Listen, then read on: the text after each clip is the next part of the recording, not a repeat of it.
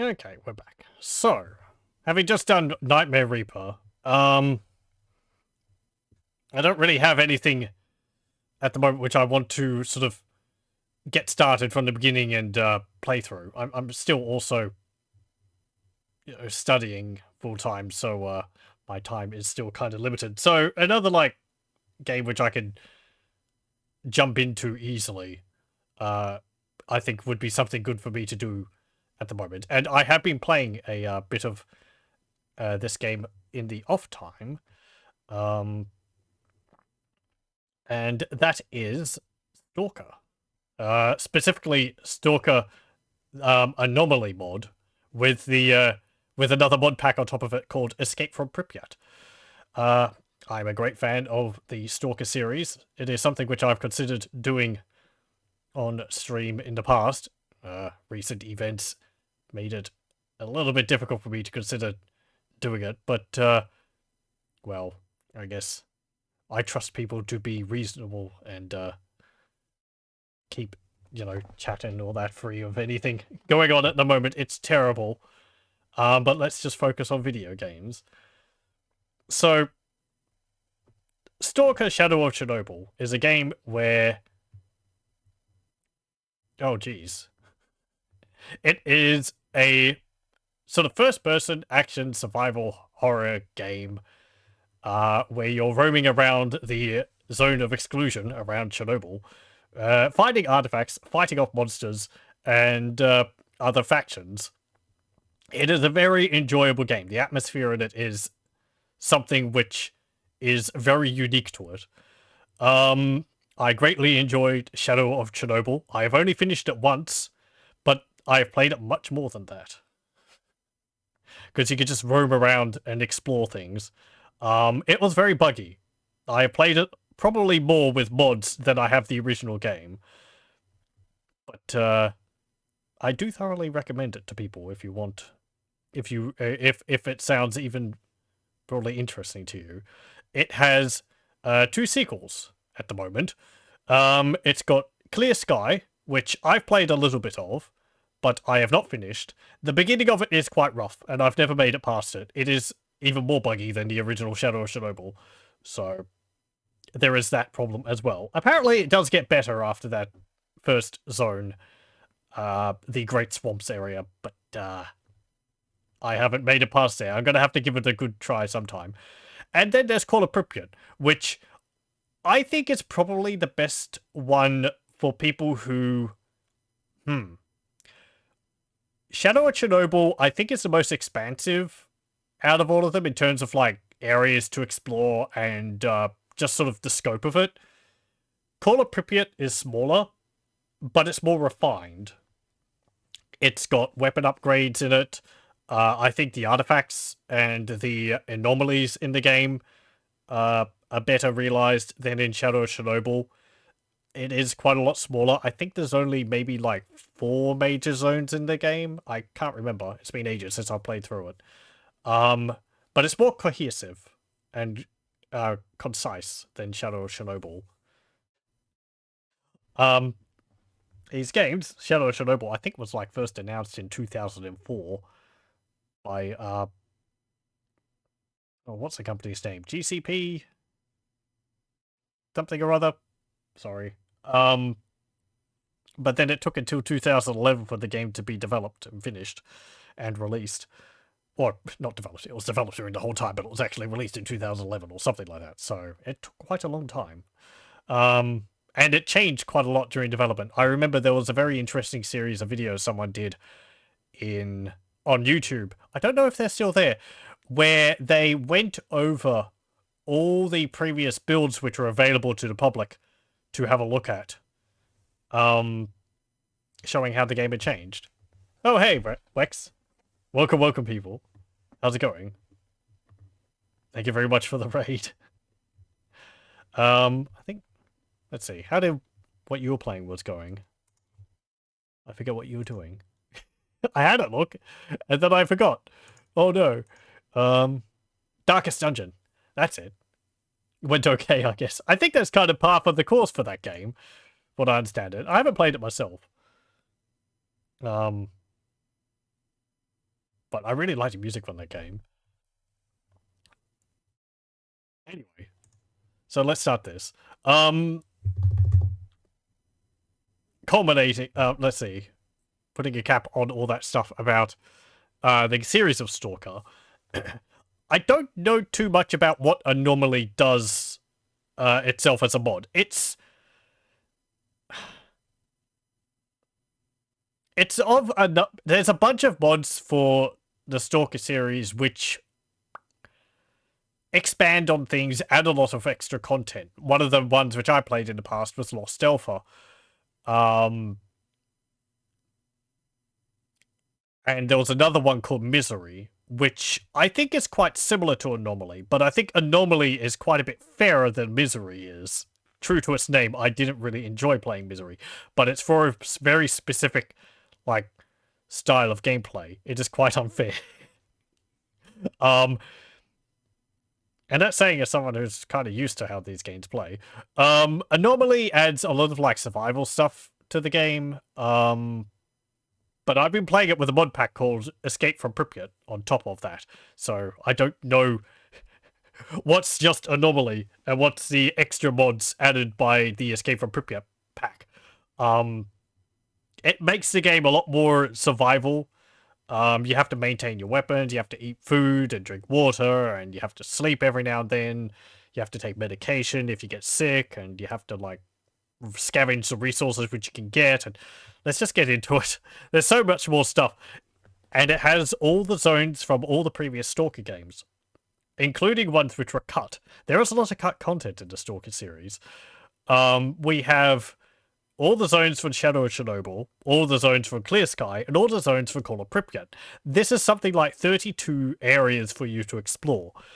That is a lot of content, and I'm going to have to window capture this.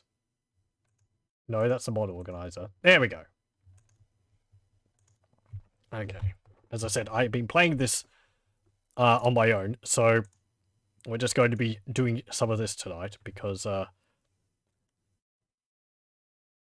I enjoy playing it. Any excuse to play some more of it. It's a very slow-going game, but maybe we'll be able to see some stuff. At the moment, I'm just sort of roaming around hunting for artifacts more than anything else. I've been sort of delving into some of the laboratories, but there's not really too much to do in them. I'm playing this with the main storyline disabled, so really it's just the zone open to roam around in. And for people who have played the game, this all takes place after the events of Shadow of Chernobyl, maybe after Call of Pripyat as well.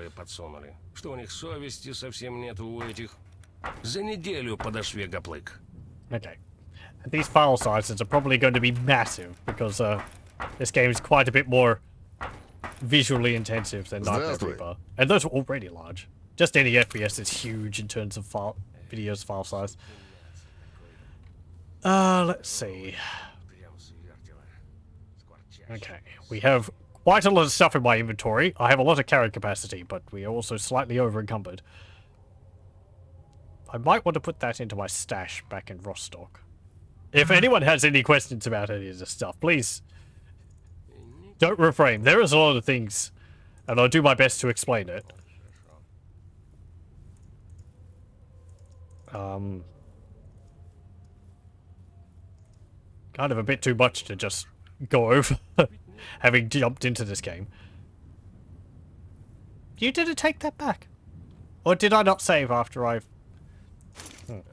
was doing a job for one of these scientists over here, and he wanted me to put this anomaly detector, or yeah, this anomalous activity scanner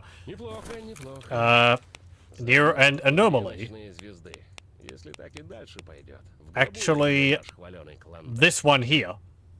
But I couldn't get close enough, and I couldn't find the spot after cheating to see where I was supposed to place it. So I told him I couldn't do the job. And it looks like it has actually considered me to have failed the mission, but I would just place that there because I can't use it. It's just a Anomaly scanner box, which is... it's useless. Hang on. Let me just do something. Okay, there we go. I am playing this in a borderless window, but sometimes the mouse doesn't actually stay stuck to the window. Okay, let's go out here. And welcome to the zone. It is a lovely cloudy day in Jupiter. I think that's this zone? Yeah, Jupiter. Originally, we started down here. This is in Cordon. This is where you start in Shadow of Chernobyl. I think this is where you start in Clear Sky. Call it Pripyat. I think you actually start in Zaton, I think? Like up here or something. Anyway. But yeah, you can see all the different zones we can explore if we wish. Each one has its own unique flavor of deadliness. I haven't been everywhere yet. I haven't been to the Great Swamp. I haven't been to Darkscape there. There's not really that much in Darkscape. I haven't been here either, in Meadow. That's a completely new zone to me. But yeah, we can hear things howling in the distance over there. We have a bunch of weapons. We have our trusty knife, mostly used for gutting mutants and getting bits from them, which we can sell. We have a fair bit of money at the moment. My armor needs to be repaired too. We might fast travel back to Rostock. We also have my sniper rifle, an L96A1. I am not knowledgeable of guns at all. People have been helping me understand a fair bit of it, so... But this is a pretty nice one. It's got a very powerful zoom, I've given it. And this is for the sniping of long-ranged gits. I have this one, which is a G36. It has a built-in scope. It is for medium to short-range sniping. It's also an automatic rifle, or it's a rifle. Yeah, I don't know the terms. Automatic rifle, it shoots a lot of bullets at times, at once if I wish it to. But I've been mostly using it in single fire mode, because ammunition is hard to come by, and expensive to purchase. So, have I been to the NPP? You mean the power plant? No, I haven't. Not in this save file. I briefly went there as another character, and I died very, very quickly. So, I haven't gotten there yet in this gameplay. I think I need more. I think I need more radiation resistance. That's up here, the Chernobyl nuclear power plant. Yeah. Oh, I was actually down here in the south of it, not up in the north. Because I think I appeared right here, and I walked across the bridge, and then I died, because there was a controller right here. Controllers are a very nasty flavor of mutant. They're probably the enemy I hate the most, because they are quite scary. They are very strong, attack-wise. If you can get the jump on them, they're not too bad, but they're very intimidating as an enemy. Oh, battery's running out on my PDA. But yeah, I'd actually started over here, because I had been briefly playing as a Monolith character. But we're over here. We're a member of the Loner faction, and we're neutral with a lot of the other factions around here. These guys are ecologists, basically scientists. They have all the high-tech science stuff. That's why I want to be friends with them, so I can get discounts on anti-radiation packs and all that. They've also mastered the art of merging together. But, whatever. You're sitting around a non-existent campfire. Okay, what else do I have? I have a Sphere N12 helmet for, resistances. A heavy freedom overcoat, which has the faction patch torn off. So I'm because I'm not a member of Freedom. I don't want to be mistaken as a member of Freedom, though I am friendly with them. Neutral with them. Same with Duty. I might get into the different beliefs of the factions as best as I can remember at some point. Duty is basically like wannabe military guys. Freedom is sort of stalkers who want the zone to be open to anyone who wants to go there. Loners are just sort of stalkers who go through the zone. They don't have any particular affiliation. Ecologists are mostly scientists from outside the zone. They are allied with the official military, the Ukrainian military, who also are present here. I am not friends with the military. They don't like stalkers, because they're breaking the law by going here. But the scientists aren't hostile to me because I don't think they're actually hostile to many factions. Except for, like, bandits and renegades and Monolith, who are not friends with anyone. And there's also a faction called Sin, which I don't know too much about them.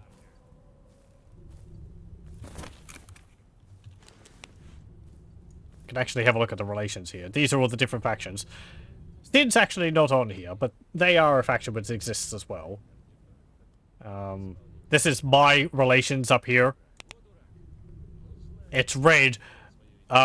Basically, these factions here, I'm not shoot on sight with. These factions over here, I am. Mercenaries will attack me on sight, military will, bandits will, and Monolith will. And then down here you have the other factions' relations with each of these factions, so you can see Free Stalkers, well, they're friendly with themselves. Duty, they're neutral with them. Monolith is not friendly with anyone except for Monolith. And nobody really likes bandits either because, well, bandits are just scoundrels. Right, let's see. Let's ignore that howling, and we'll go to Rostock so I can drop stuff off. That's down here. This is the main duty base in the zone, I believe.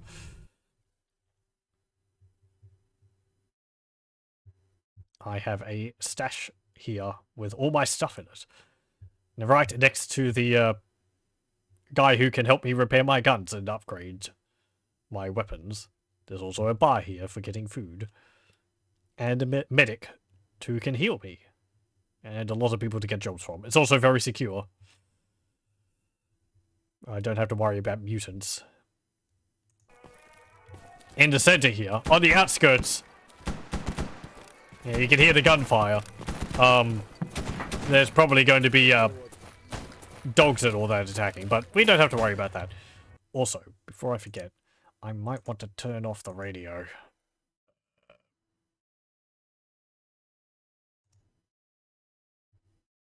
I don't want...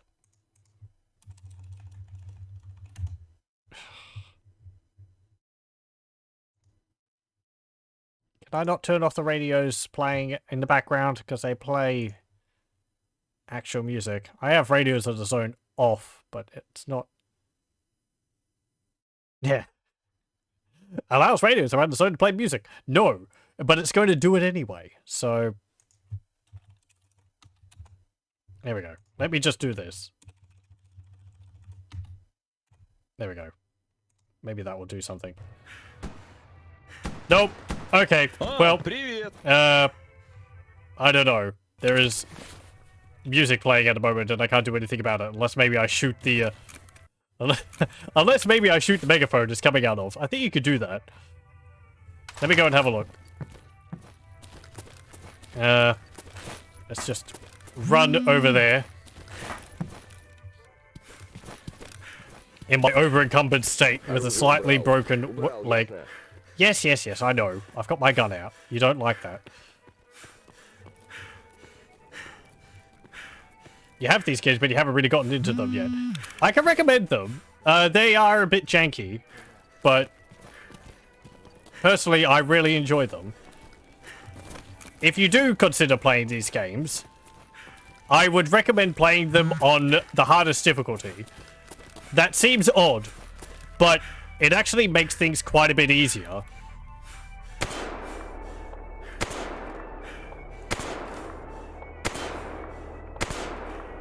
Okay, never mind.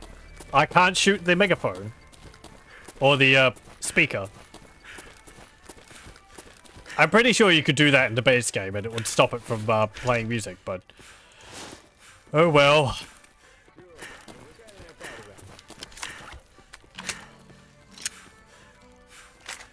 I'm just gonna have to put up with the music.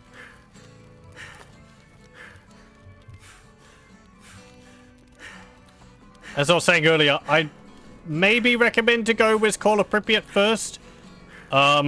Since I think it's the most easily accessible one. Shadow and Chernobyl is the beginning of them. It can be quite buggy. But I think it's still quite playable.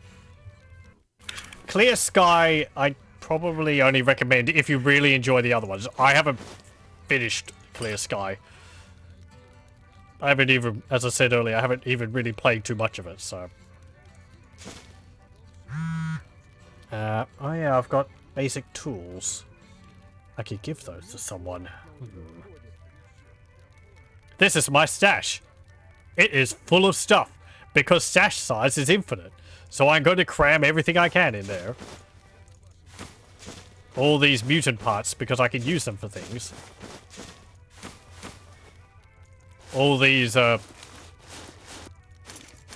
parts and materials, because I can use them on my armor. And for repairing, for weapons. All these broken radios and all that, because I can take them apart.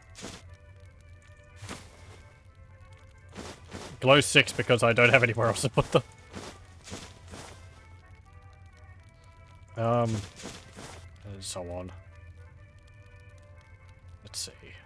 I'll put some of those beans in there too. Put some backup. What's it called? Some backup food in there. Okay. I have to hover over the weapons to see what ammunition types they use. I don't know off the top of my head, and I keep forgetting it, so... I think my pistol uses 919mm rounds. Yeah, the G36 uses 556.45? Sniper rifle uses 762.51. And my automatic shotgun here just uses these shells. All shotguns use the same shells. I don't know if there's different sizes of shotgun shells. I would have thought so. Okay. Put that Desert Eagle in there. Put that in there. Do I need that? No, that's a Desert Eagle magazine. Okay. Put this backpack in there. Put that there. Is there a story to it, or is it more sandboxy? Each game actually has a story which goes along with it. Shadow and Chernobyl, Clear Sky, and Call of Pripyat all follow different characters. They will reference the previous ones. So some of this what's going on in Call of Pripyat might not make a whole lot of sense if you haven't played Shadow and Chernobyl primarily. I don't think Clear Sky has too much bearing on Call of Pripyat. But Clear Sky will reference Shadow and Chernobyl.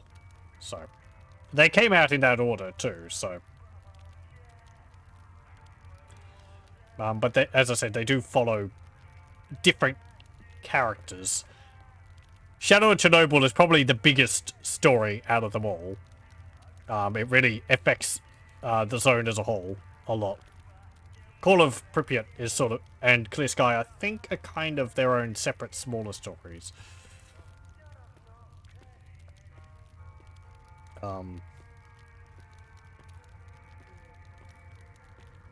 But, yeah.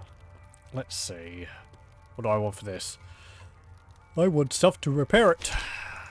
How are things damaged in here? Oh, cloth is completely damaged. Okay, I basically need parts of all of that. Great. All of my stuff is damaged. Do I have any cloth? I do. Oh, I've got some synthetic sheets. Carbon fiber layers. I'd been playing around in some toxic and heat anomalies, so my armor is extremely badly damaged. It's just got eaten away by acid and all that.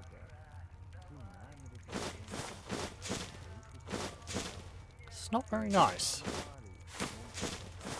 I do have stuff to repair it, but I don't have any heavy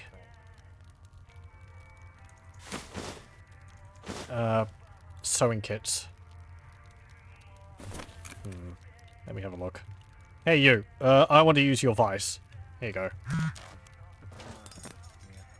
Cost 1,000 rubles for me to use this vice, but that's fine. I'm not above quick saving and quick loading just to check things like this. Okay, so I want a heavy... I need 4 glue, 5 military spec textiles. Okay.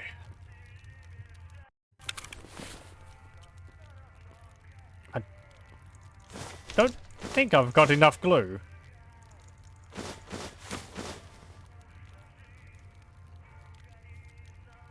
Do I have... Here we go. Mil spec textiles.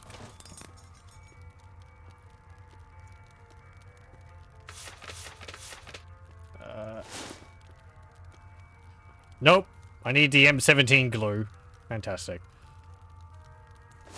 These ones can repair the parts in my armor. Oh, this one can as well. So I guess I'll make some of this. There we go.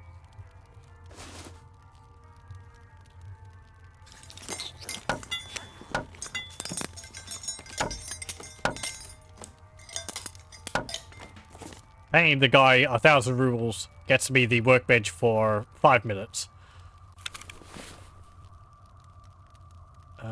Let's see. I want my...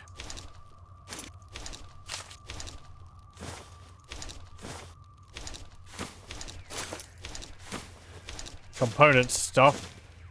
There we go. Do I have a,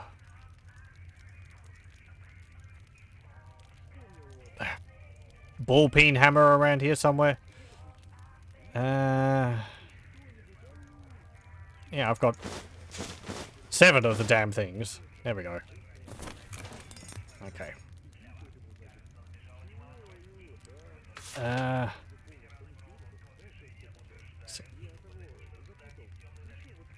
Hold on.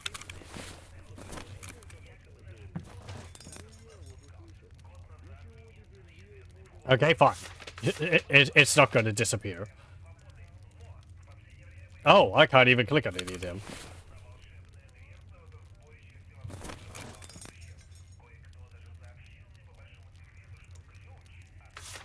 Oh, it's just... Okay, gonna have to reload. Because the pop-up's not disappearing.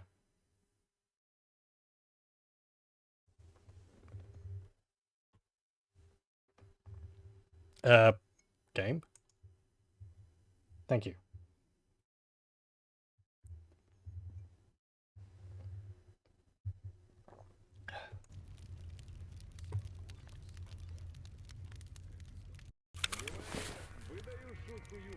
Okay, let's see.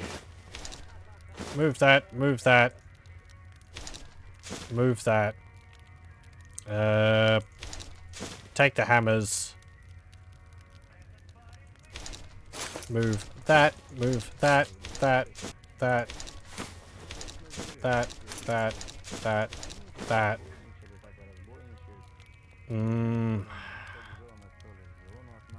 Okay. Oh, hang on, I need the, mil-spec fabrics as well, don't I? I do know where some workbenches are, which I wouldn't have to pay for. However, I've been getting this guy these toolkits here. So this allows me and him to do more with this workbench. I just need to find expert tools now, and I guess maybe these ones as well. I actually have some gunsmithing tools, but I can't give them to him.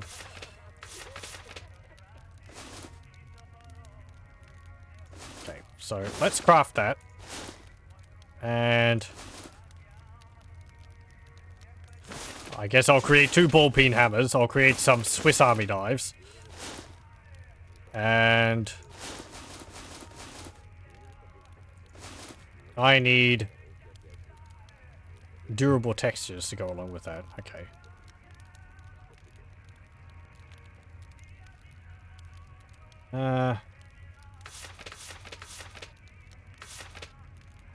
What else can I make? Can I actually make, like...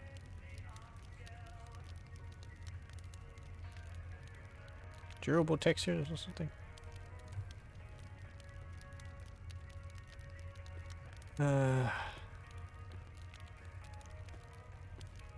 Kevlar plates, reinforced Kevlar. Fire retardant fabrics. I can't actually just stuff these into my armor. I think I need to have specific armor types. I don't know how to create that. Damn it. I really want one of these Velos detectors. I have a mid-range artifact detector at the moment called a bear detector. But the Velos is the upgraded version. It allows you to more effectively detect artifacts, as well as more types of artifacts.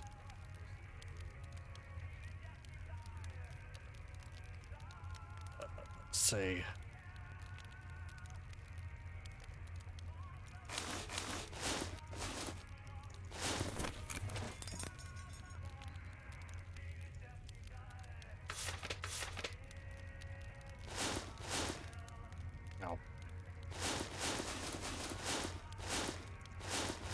Okay, wrong thing.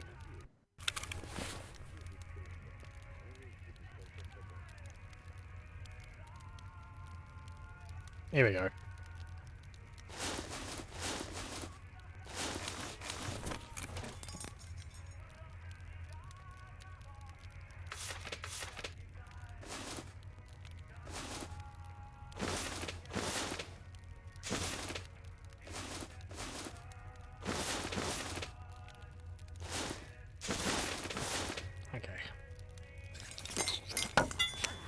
I like how we just make Swiss Army knives.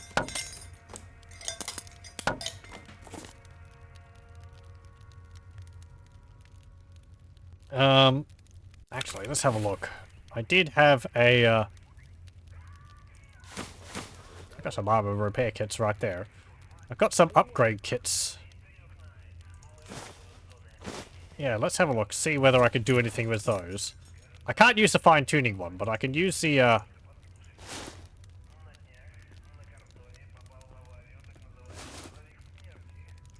advanced one. I'll just swap some of these parts out. There we go. That repairs my armor a bit. And let's see, upgrades. Weight carrier. Or a primary armor attachment module. You know what? I'm going to get the armor attachment module. That means I can carry another thing on my belt.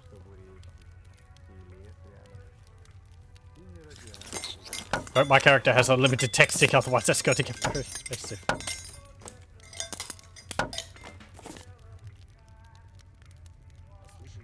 Everything is expensive in this mod pack. It's just... Oh, you want water? Yeah, it costs like 4,000 rubles. Which I don't know how much that is translated, at least from the time the game came out, but stuff isn't cheap.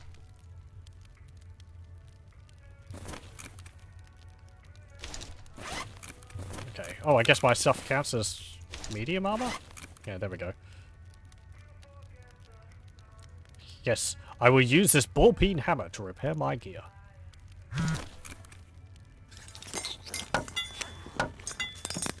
Okay.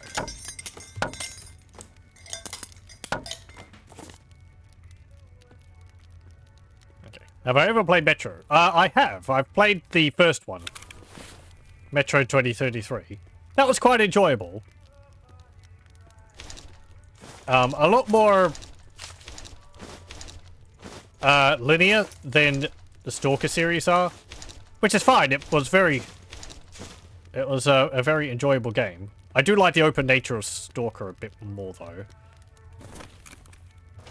How can I upgrade this helmet? Let's see. Okay, stamina recovery. Time's up. Oh, I'll just have to ask him. I can actually just check the item.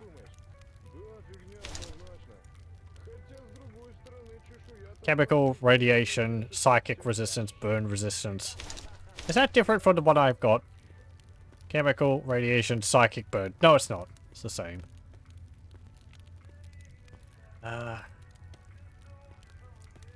27 ballistic resistance. Ooh, but that's because it's really damaged. Does it tell me what its base stats are? No. Okay. Well, I think I'll just keep my helmet. If they've got the same upgrades, then whatever.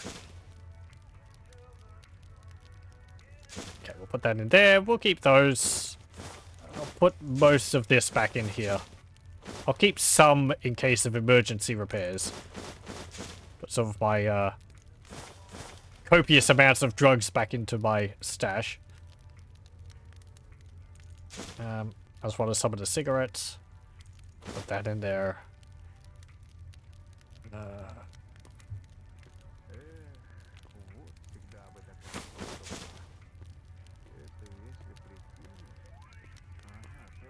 Okay. My carry capacity is still like 72. Why is that? Is that because of the meat? Not really. That's fine. Okay, I've actually got a standard set of... I've got 100% lockpicks here. I could open up one of these boxes I've got. Am I ever going to do the sequels of Metro? I haven't played any of them on stream. I played Metro 2033, I think back when it came out. I haven't really given the other ones in the series a serious consideration. Maybe. I don't know. I remember I enjoyed the first one enough. Let's see. I've got multiple boxes here. I've got this padlocked steel box, 4 of them. I've got a locked briefcase, this secured container, 2 army weapon crates, and this Pelican rifle case. In that order is the difficulty of opening them up. You'll see the lock difficulty on this is 90%. That means it will use 90% of my lockpick's durability here, which I have to replenish by finding these individual lockpicks and putting them into the set. And each one replenishes it by 5%. 5%. So they have stuff in them. The Pelican rifle case, last time I opened one, it had a rifle. One of these, which I already had one of. I think it might have been this one, which looks slightly different to this one. But otherwise it's functionally the same. I have quite a lot of weapons. Most of them are not in functional use. They're either missing parts or they're very worn. This is a long-term project here. It's a Gauss rifle. I want to know how to make batteries before I start using that. But yeah, let's open...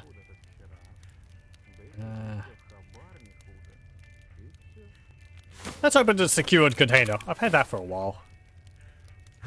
What's in there? A skeleton key, a note in a secured case, and a PDA.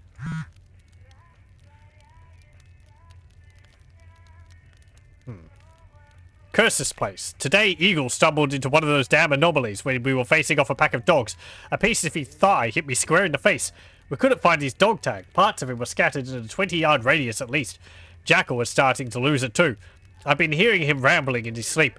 I hope those terror groups bastards we're chasing down are rotting in some radioactive ditch somewhere. I signed up to shoot looters and capitalists, not deal with this bizarre shit. Let's hope I get the fuck out of here soon. Okay, language. PDA, what's this? A strange key that looks like it was exposed to an anomalous field. The blade is bent unnaturally, while the teeth glow ominously and look to be constantly changing shape and size. Base component. Of what?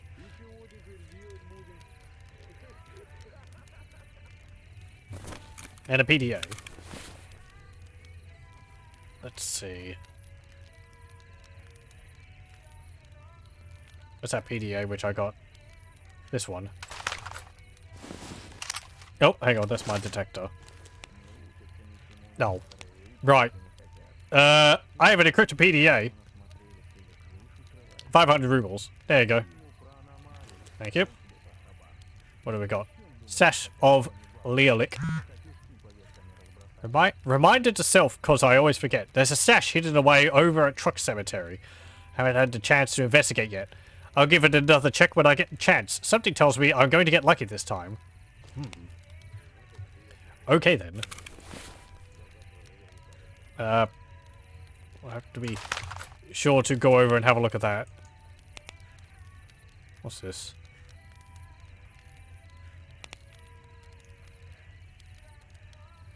Situation's calm and outskirts for now. Rostock has been sighted. There's quite activity in the order. Spotted mercenaries west of the road to Dead City. Oh, it's a monolith log. Okay. Well now. Just take the batteries out of these.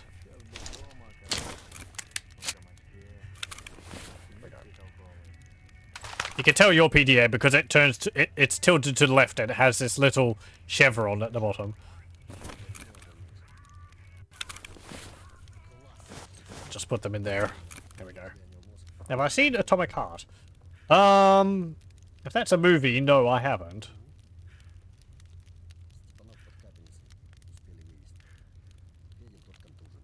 If it's related to these types, if it's like based off of these types of games or something, I have watched a bit of the movie S.T.A.L.K.E.R. I think maybe about half of it. I should finish it. It was rather enjoyable. And I need to read the original book too, Roadside Picnic.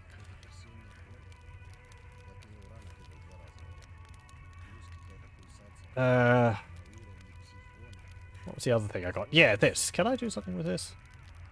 Like, can I open another box with this?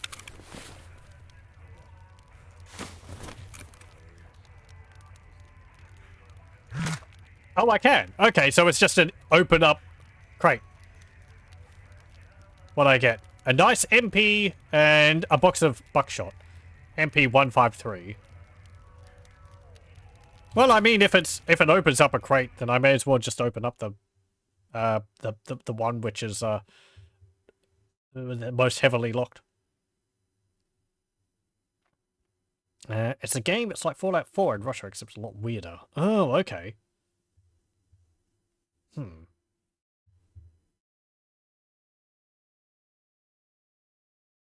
It kind of sounds a bit familiar, but I don't know whether I've seen any gameplay of it. Yeah. Let's open this Pelican case. I wonder what's in here. A nice Sacco TRG-42, 2 boxes of .338 Lapula Magnum rounds, and a note. Note in the rifle case. Voron. Once you find this, post up in the water tower. The Stitch is currently hiding in with freedom. At 2200, we will flush the rat out, and he'll try to sneak his way past the checkpoint. Take him out before he does, and make sure you get the flash drive off his body. I don't care what happens to the rest of him. Okay. Ooh, that is a very nicely maintained weapon. That is perfect condition. TRG is not an accurized version of an existing rifle, but was developed from the beginning as a sniper rifle. Its consistent high accuracy and reliability has made it popular both in long-range competitions and military sniper operations. That's quite nice. It does use this, which I think is quite hard to find ammunition. But the fact that it is perfect condition is, well, nearly perfect condition is very nice. What have you got? Zoom increase, adjustable rangefinder, night vision, sight contrast. Okay, that's the same as my current rifle.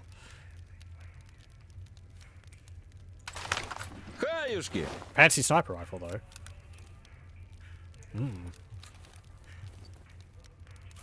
Oh, do I actually have any magazines for this? Oh, I guess it comes with one. Oh, it came with rounds inside of it. Okay. I don't think I found one of these in the wild before.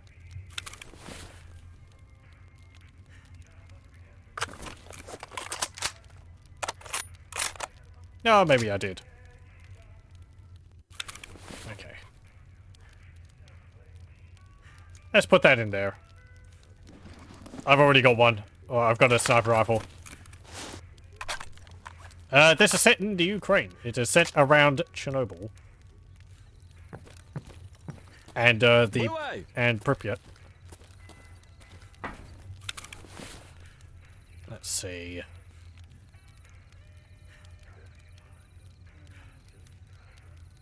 Oh, right. I have some meat I need to barbecue. Привет, брат. Что расскажешь? Let's roast this pseudo dog meat. Внимание, выдаю шутку юмора. It's going to get very dark at night. There's not too much I can do about that. The game is a very dark. It's a very dark game as it is. So.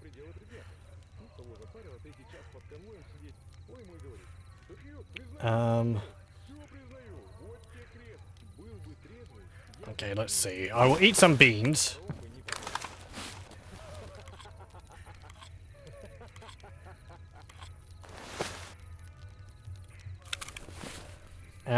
I'm actually pretty rested. I might actually just rest until morning, though. Okay. Oh boy, there was apparently 2 emissions at once while we were sleeping.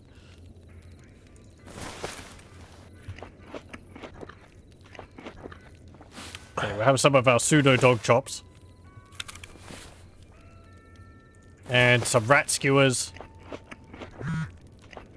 I feel fine. Good. I am very thirsty. We'll have some water. Good. I feel fine still. You can get sick from eating some of the food sometimes because it's got,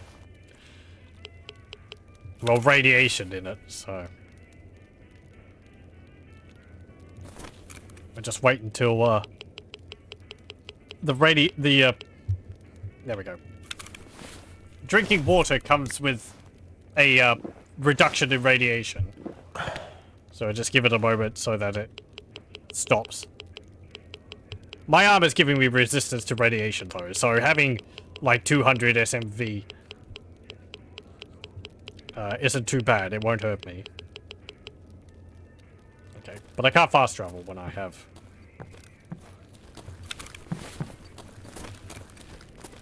any radiation. Okay. Let's see. What do I want to do?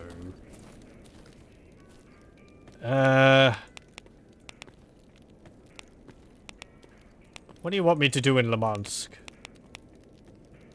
Something.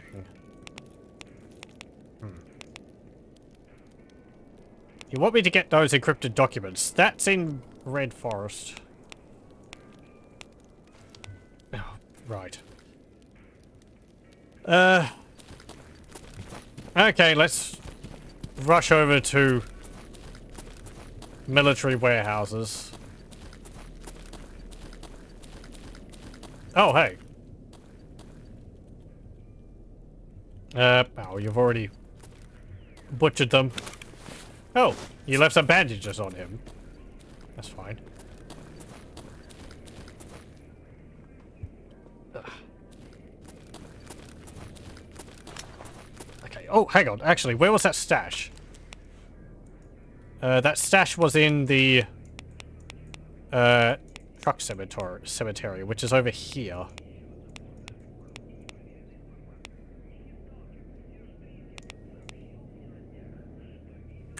I've actually got 4 listed on my map. 1, 2, 3, 4. They're the little radiation symbols. There's a few in wild territory over there too.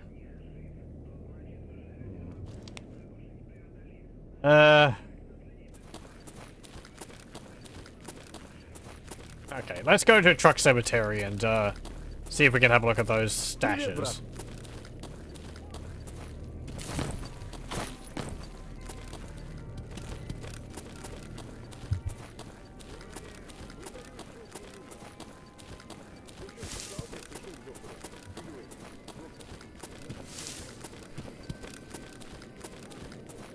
Maybe we can find another artifact. I do have one artifact with me currently. This one here. It's called a miser's skull. I found it in a stash quite a while back. It is quite nice. It gives me +3 health regeneration, 27% stamina recovery, which means I can run for a really long time, and my stamina regenerates faster.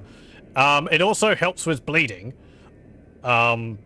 So I don't bleed as much when I get shot or bit. Which is quite nice. It also comes with this perk here, Crack the Jackpot, where upon killing an NPC in the head, spawns extra money in a fashionable way. More artifacts will spawn more money items. So, when I shoot someone in the head, a bunch of coins and notes pop out, and I can pick them up. It's not that much money. It's like 200 rubles, but it's a nice little bit on top. Helps cover some of the costs I'm accruing. I know. One of the others, one of my friends, another streamer, Griffin God, he had been playing this as well, and he got an artifact which, when you kill someone, apparently you teleport to them. And it says, don't kill crows flying around in the air. There is a lot of different artifacts in this from the base games. They have a lot more interesting effects on them. Ooh. Okay. So, we're in hostile territory here. There's enemies and mooks all over the place. And there's some zombies over there. And they're the nastier type of zombies. Ones which actually have their guns still. This is what happens to people who get caught in emissions in the game. Basically, their mind gets scoured clean and they become a shell of their former selves. They're still able to use their weapons perfectly fine, but they stumble around and they're not very accurate. They can also take a fair bit of a beating.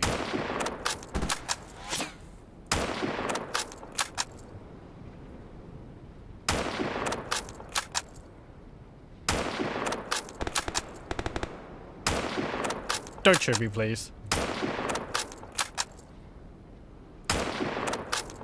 Okay, there we go. Those other ones must have had helmets on. However, just because we've dealt with those doesn't mean we can get all, you know, all, careless. Because there's another one over there I can see. But also because the gunfire attracts other gits. Uh-oh. Ow! Speaking of which, I think some bandits. Hello.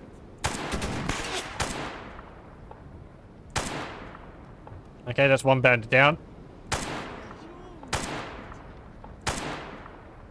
Good, that's another one.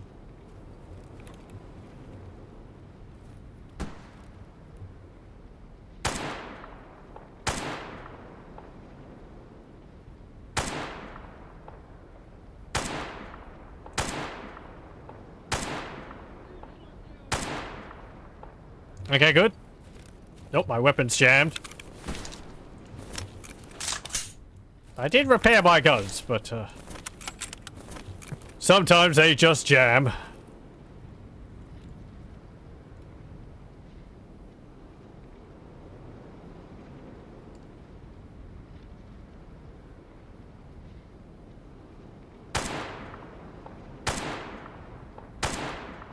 I'd like if I could upgrade the scope on that, but I don't think I can. There we go. Have I ever played Fallout? I have. At least the ones by Bethesda. I've played a little bit of the 2D ones, but I haven't finished them. They're on my list of things to do on stream at some point.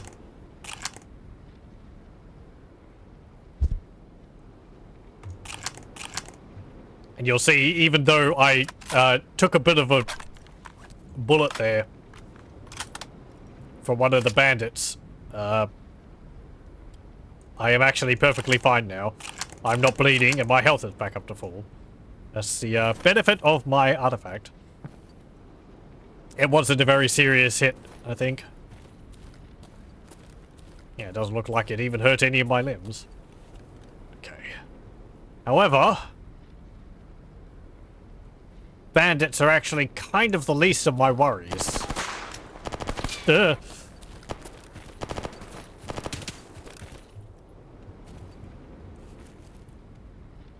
I see you.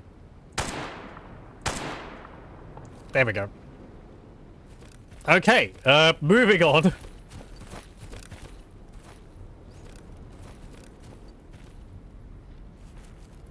Is there anyone else around? There's no one up in that tower. No. Okay. You'll see the little electrical fields popping up around there, around the towers. That is an anomaly. One of a variety of different anomalies over there. Those little sparkings. They're basically just electrical fields. They shock you if you step into them.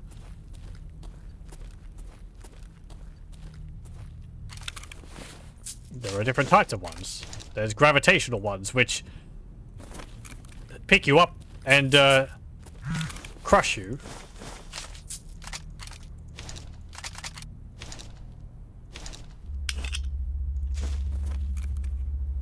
I don't know why that does that every now and then.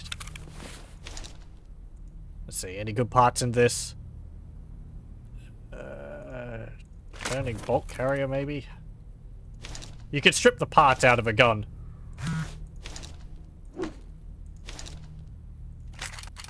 To keep for yourself. And I'm also taking the bullets out of the magazines.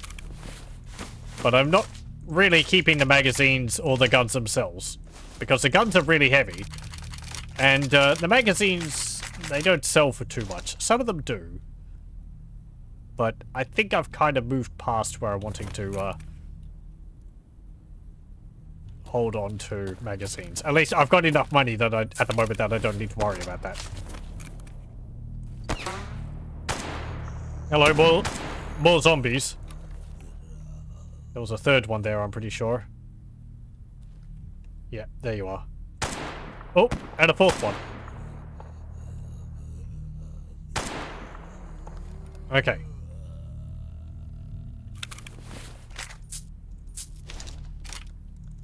They're very quiet.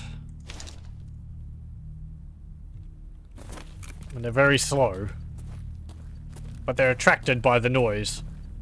Yeah, you can see here, these coins and these, this stack of rubles here. They popped out of him when I got a headshot. It's not much, as I said. It's like maybe barely $100, 100 rubles, but it's nice. More incentive to get headshots. Oh, I didn't finish a thought earlier. Pardon. I was saying, if you want to play these games, I would recommend playing them on the hardest difficulty.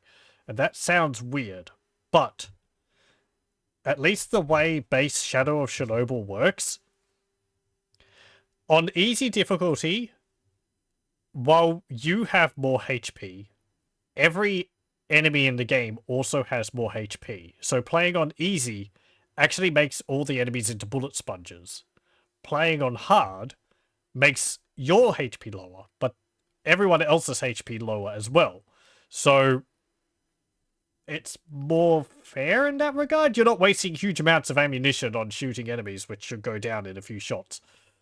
You know, an unarmored bandit should be taken out by a pistol shot, especially a headshot. Whereas on easy mode, you would like offload a bunch of rounds into them with a shotgun, and it would you'd end up wasting a lot of ammunition, and they'd probably kill you first because yeah, it's odd. I'm pretty sure that's how it works. It's something like that. So I think playing on hard is actually easier, and I don't know. I don't. Once you get the hang of it, I don't think the game's massively hard. I'm going to die multiple times during this, but yeah, whatever. What did you have? Some rubles, old headlamp, some rounds, SKS. I actually started with one of these. And I was going to keep using it, but I could never find a scope for it. I think I still have it in my stash. I have another one in my stash now with a scope on it. But I upgraded to this. And my sniper rifle. I would still kind of prefer the SKS. They don't use magazines, so it's a bit easier to reload them. I don't have to, you know, fiddle around with these. The magazines are not in the base game. This is from a mod. As well as all this, like, taking parts out of weapons. And everything like that. And a lot of these weapons are also added by mods. Let's see. Can we go see those bandits up here? Here we go. Oh, hey, water. Had a guitar, too. Some playing cards. Some matches. Heavy brown overcoat. Eh.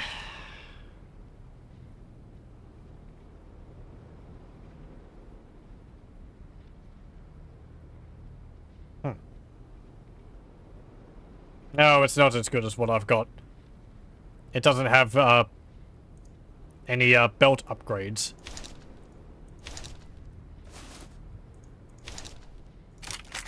And he had a PPSH-41.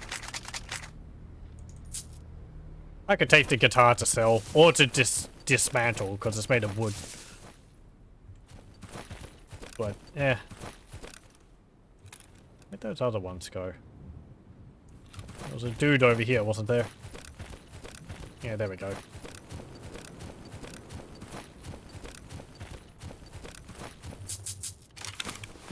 Yeah, closer. And he had a TOS. And a weapon mechanism upgrade kit. Do I want to carry that? It's quite heavy. Yeah, I guess. And no good parts in that. Specifically, when it comes to parts in a gun like this, I'm looking for ones... Ignore this. This part is the barrel, and I can't actually take that out unless I am at a workbench. Encoding overloaded. You're not dropping frames. Somehow I doubt that. My computer's beefy enough, it shouldn't be a problem. But yeah, I can't remove the barrel without a workbench. Is that at me? Doesn't sound like it. And for these parts here, I'm looking for ones which are at 60 or higher durability. Because I can repair those with easy to access kits. Ones which are lower than that, I need to invest quite a bit more resources into bringing back up to speed, and well, you know, it's not really worth it. So what was that firing about?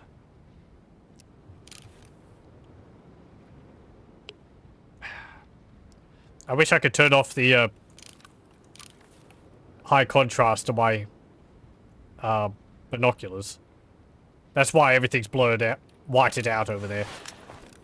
It's to make it easier to see at night, but there's a lot of light around, so...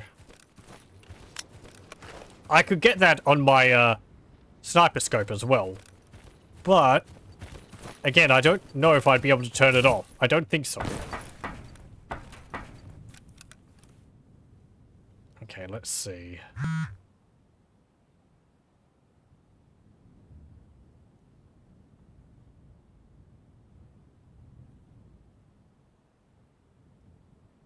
Want someone to go to X16. I think I've been to that lab. Let's see. There's another anomaly there. You can see the leaves floating around and the distortion. That's a gravitational anomaly. Was that a zombie firing, or was that a military or another bandit? There is also some mercenaries over here, I think. Over this side, over there, is where a bunch of bandits and mercenaries frequently are. There's a camp over this side where there's a bunch of military dudes as well. Ugh. Have I got any favorite Russian guns? I really don't know enough about guns to really give an answer. It's just not something I know about, know anything about to really, yeah, have a proper answer, so. Sorry.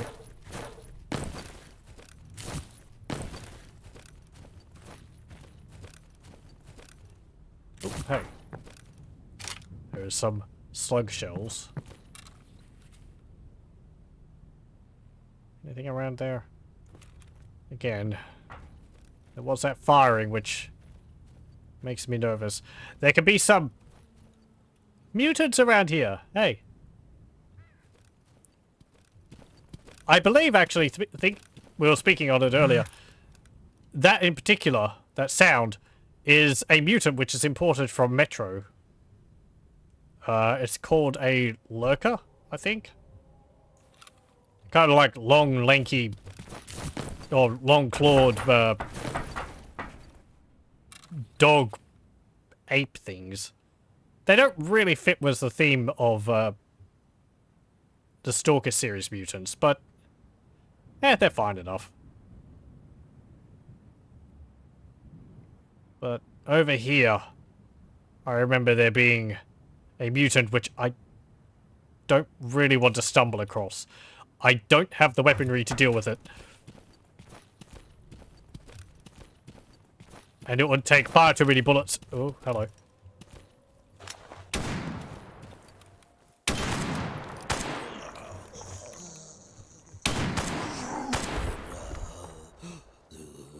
Oh, sorry.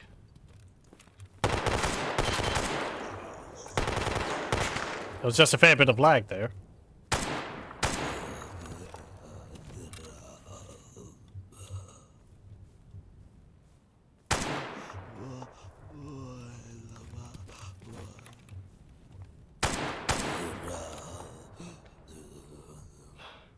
Okay. Anyone else? Can't hear anything.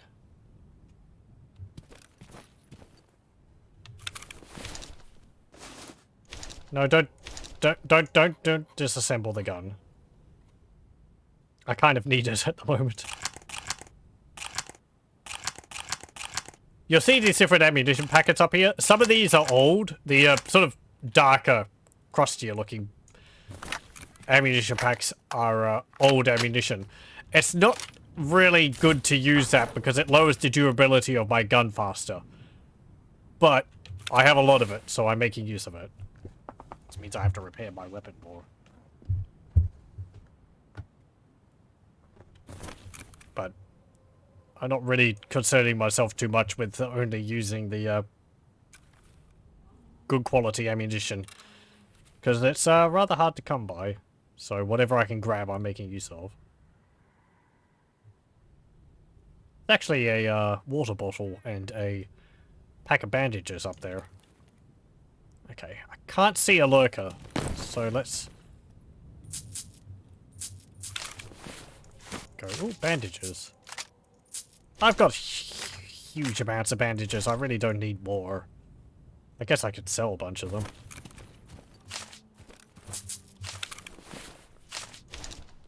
You don't even have any ammunition. How are you firing your rifle? Whatever.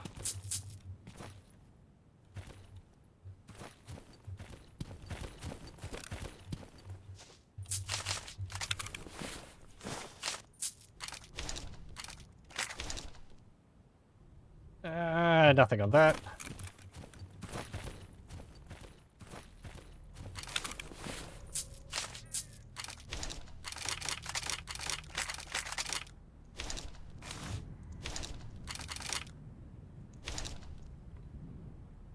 And nothing there.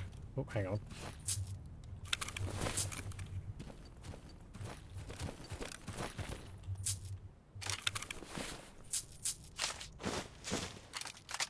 And you had an AKS.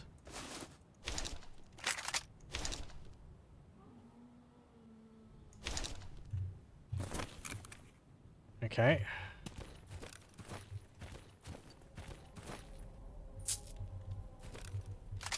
What about you?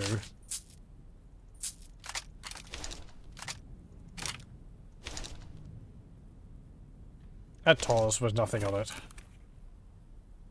And apparently someone died in the Red Forest. Those messages which pop up down at the bottom left. Some of them are just flavor. Others are actually stuff which is going on. Oh, there's a energy drink in there.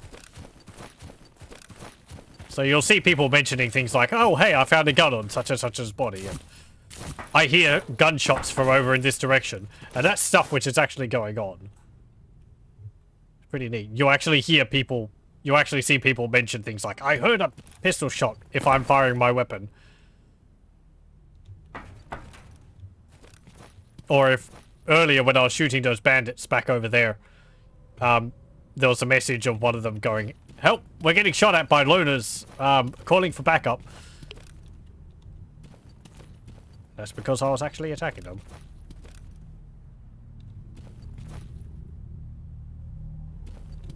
Right, I think there was a stash around here. Over there in the forest, okay? There is no drivable vehicles in this game.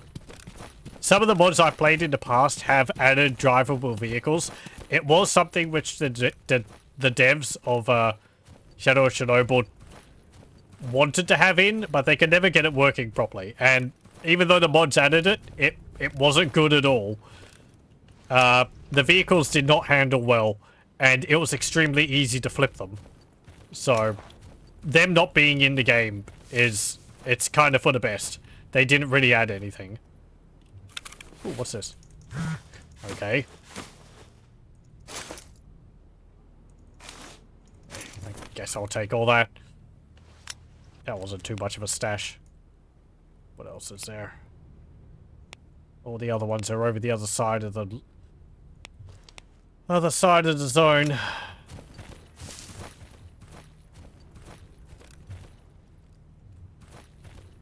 Okay, let's head over there.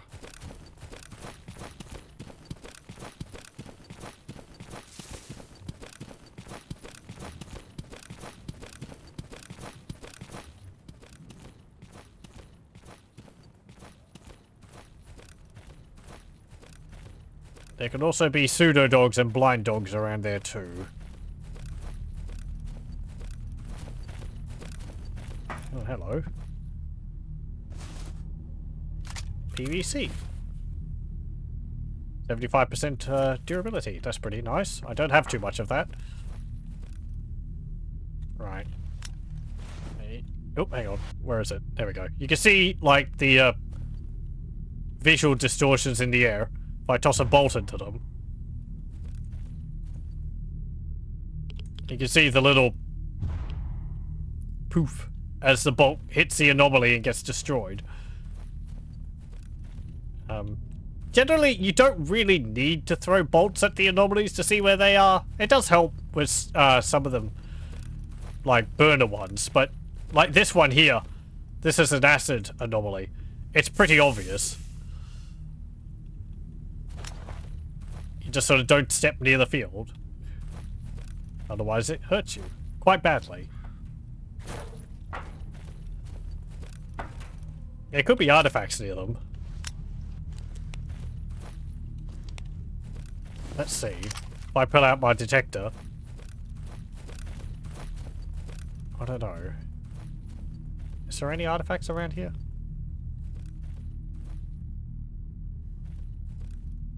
I'm not picking up anything. Okay. Never mind. Oh. Well, I say it's easy to see them. I got a little bit too close to that anomaly. And set it off. Luckily, I didn't get caught in it.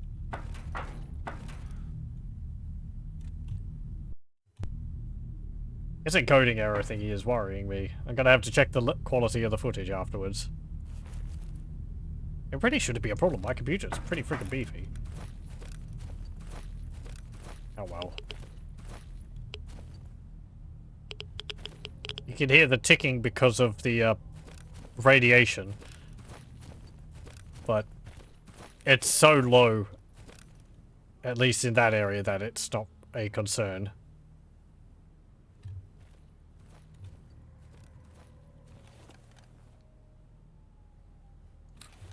Okay, I think I can hear some dogs over there. That could be some pseudo dogs. Some more AP rounds.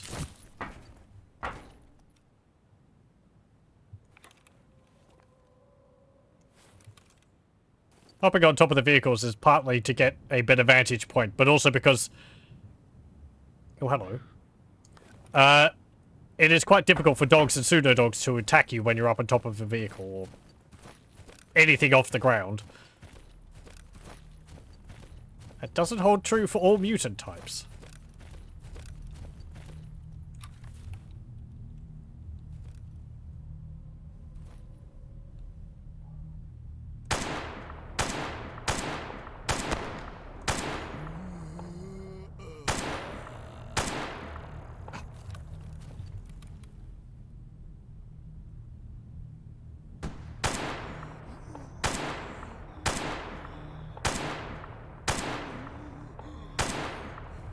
Ugh, bad shots. So much shooting. What is that?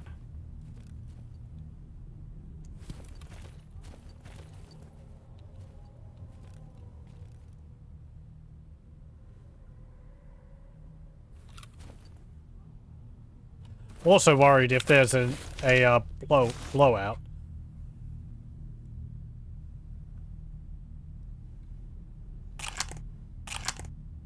Because this zone doesn't have much in the way of cover from blowouts.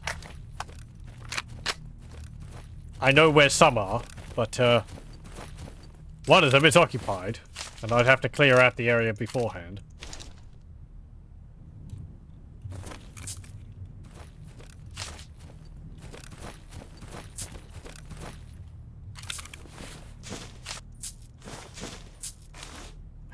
Didn't mean to pick that up. What's this thing? Oh. BP-2000 with a scope.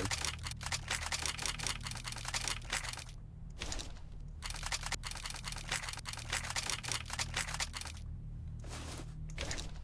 Got any parts on you which I want? Nope. Okay. The barrel's apparently pretty good, but... Oh, hey. Another energy drink.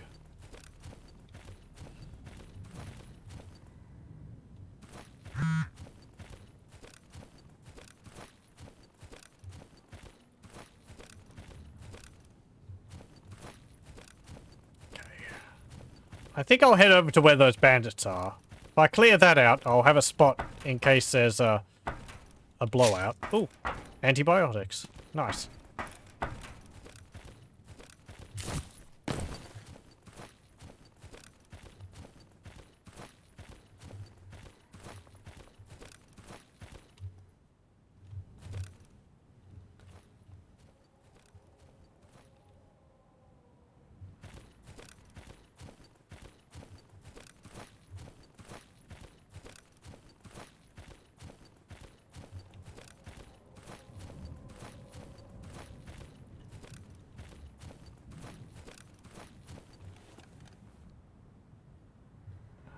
There could also be some wild boar and flesh around here. Wild boar, well, they're mutant boars. They're quite a lot larger than they would normally be, and very ferocious. And flesh are mutant pigs. They're not really hazardous, but backed into a corner, they can be a problem.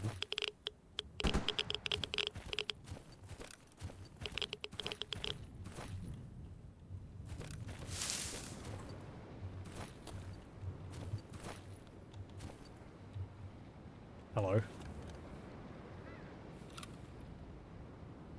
Okay. Oh, there's renegades there. Let's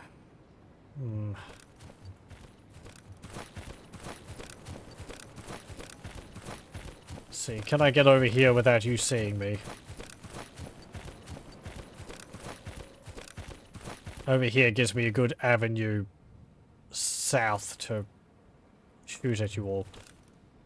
Because there's a little collection of buildings over there. There's one guy there. I think there's another guy in that lower part of the building. Oh, there's another one up there. And there's like maybe 3 more in some buildings over here usually.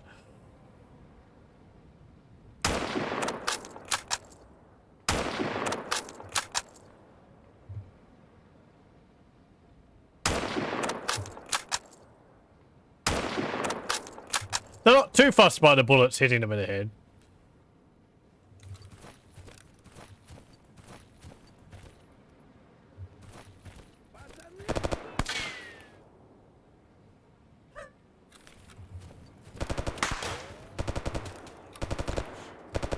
He'd mastered the art of going up a building vertically.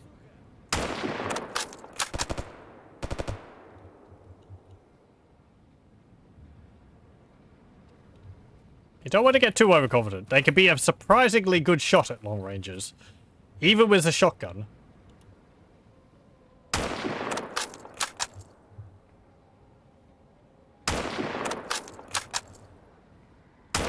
Unlike me, where I'll miss multiple shots. Guess my scope becomes... Hello? Coming from behind me. You assume there was a ladder there? Part of you hopes there isn't. I have seen zombies proceed up a wall, a sheer vertical wall. I think there is a ladder there. He is climbing up ladders. They just don't have a climb animation. Oh hey. Fred and George died up here. Or, I don't know. Vadim and, I don't know, Artyom both died up here. I guess I'll go and check and see how and see what happened.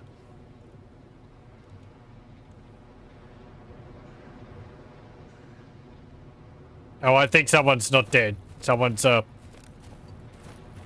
just wounded. Yep.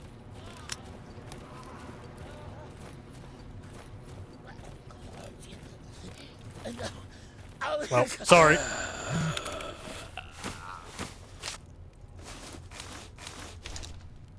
What he got? TOS 116. Okay.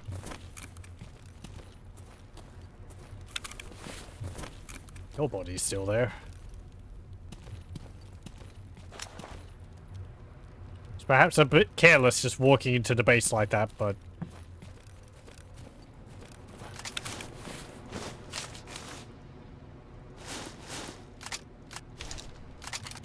And he had a PP 2000 as well.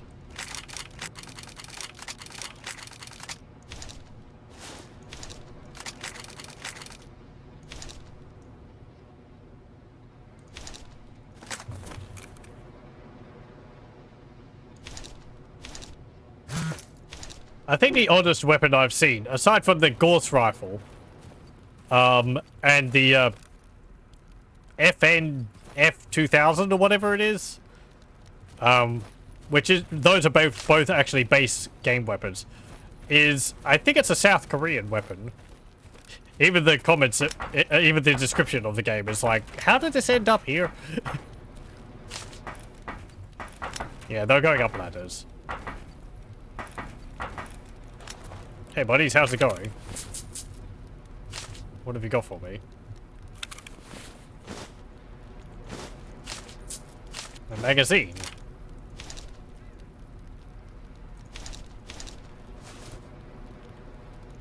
Nothing in there. Armored leather jacket.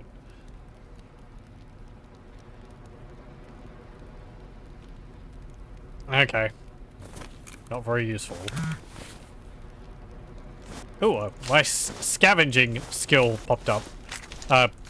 Leveled up. That's something I can show off. The mod adds, the mod actually adds, skills which you can level up. You can see I'm rather far along on here. My strength and endurance are both max level 15. These level up over time while you're performing actions. Strength, I think, while you're over encumbered and moving around. Endurance while you're running around. Scavenging when you're searching people's bodies. And I think survival goes up from when you get hit. Like when you get shot or bitten. So. And, I think strength increases how much you can carry. Endurance is how far you can run and how fast your stamina recovers. Scavenging, I think, improves the quality of the loot you find. And survival, I'm not too sure. It might mean you can take more damage. And, you don't bleed as bad.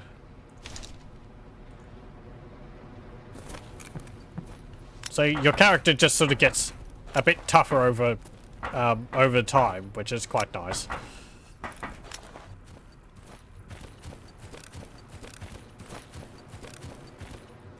Okay. Yeah, this is a workbench which I mentioned I could make use of without having to pay someone. But it doesn't have any of the tools here. So I can't upgrade my weapons as much as I would be able to at the other bench. Guess I can replace that. This stuff all gets damaged so quickly.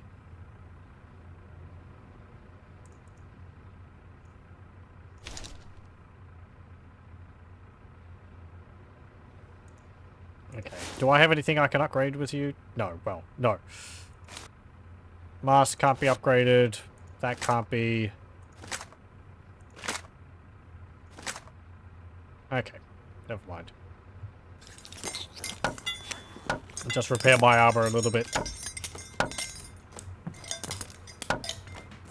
Have anything lying around here? There's a box here. What's in there? Nothing. Do you have any food or anything over here? No. There is some ammunition in the box. Some buckshot. I don't think these boxes have anything in them. No. Can I get that hammer? No, I can't. Okay. Let's just hang here for a moment to refill my magazine.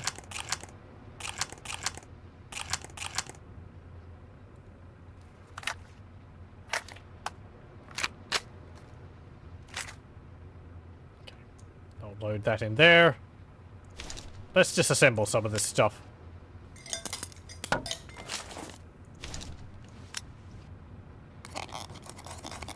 It's not a real hammer, no. It's an anomalous hammer stuck to the floor.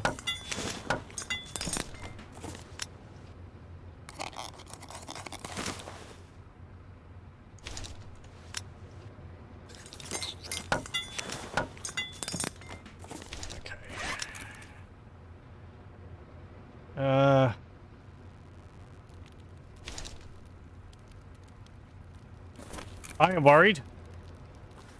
The fire outside just lit. And I'm pretty sure they don't light themselves.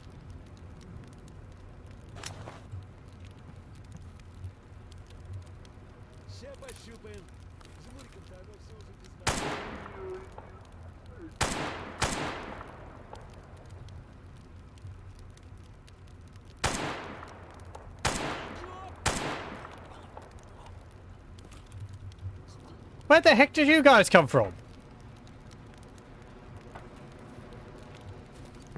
Is there anyone else? Actually, a guy dead on the ground over there. Oh well. Thanks for lighting the fire. I don't have any meat to cook on it, but who are you? Oh, you're a bandit.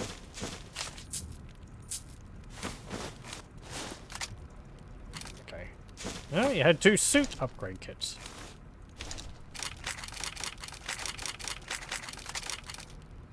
And a deck of cards.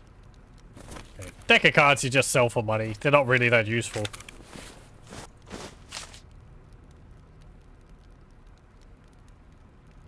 Huh. Okay. I guess maybe those are components for, making helmets or something. He had a Vityaz.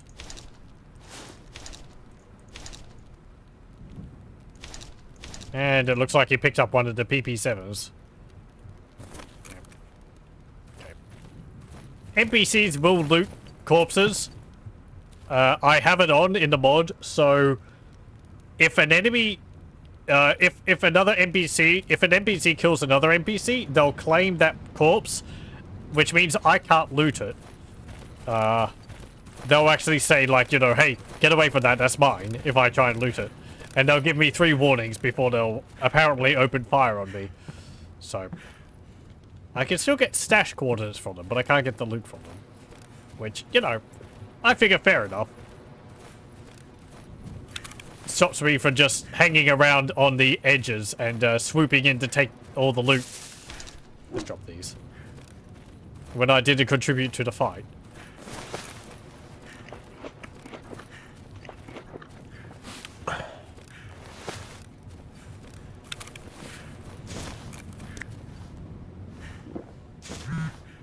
Nope. I feel a little sick. Okay. Oh, I think you're the mechanic from this place.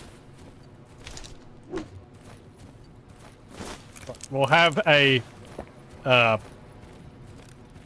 charcoal tablet to see whether that fixes me feeling a bit ill.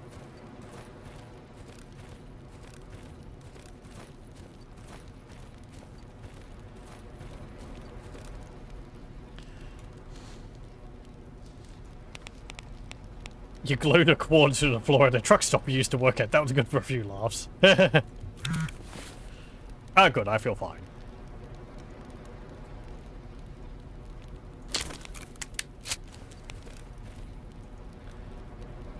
Let's see. There is actually an exit there. Where's that go? Army warehouses. Army warehouses. That's there. Yeah, okay. Guess kind of going that way. These out of focus areas around here aren't actually zones you can go to. It's just sort of like that for that zone. And that square there for that place. This one's quite a large one. It's like that. It would be nice if there was an actual border around it, but generally the areas which are more detailed are where you can go. There's something down near there. Secret stash of the scientist. The left behind backpack. Okay. Okay. Someone's preparing people for a raid. I don't know who that is.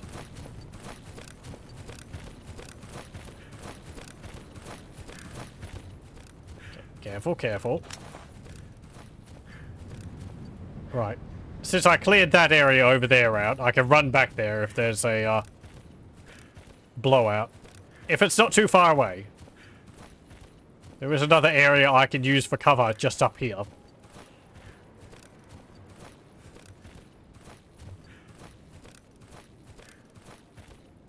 But that one I feel is safer.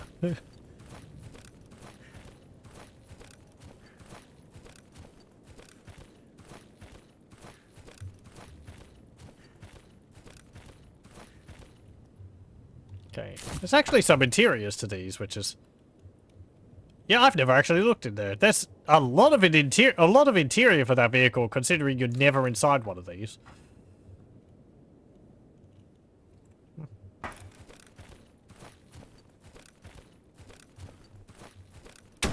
Yeah.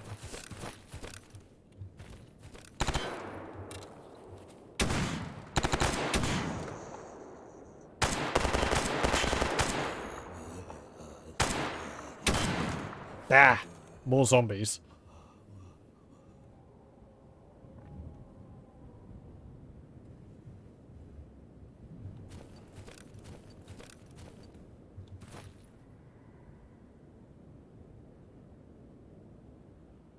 I don't think I can hear any more footsteps.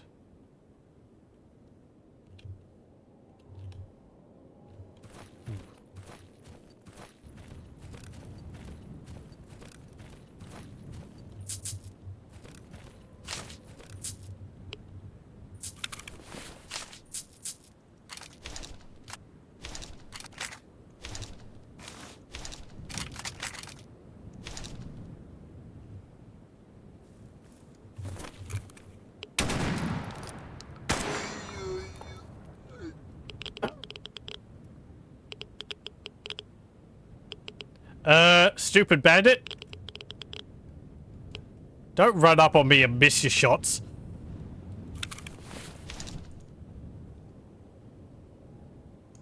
There's a good quality trigger mechanism in that.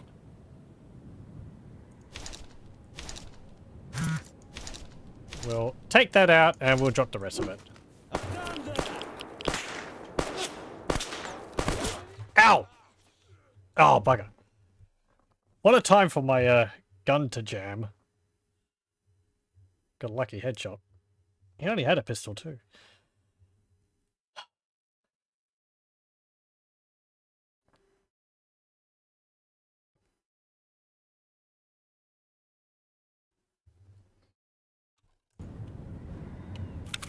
Okay.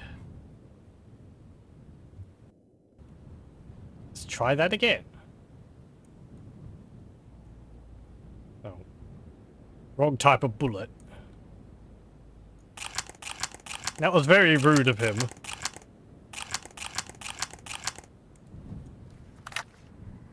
Skill issue, yeah.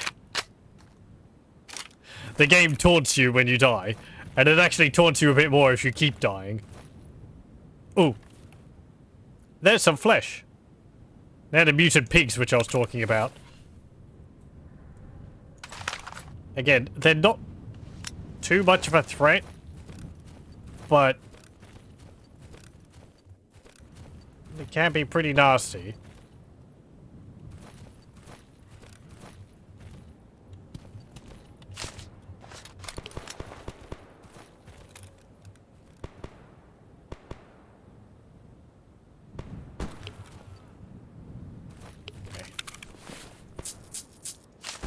Does this have that part on it still?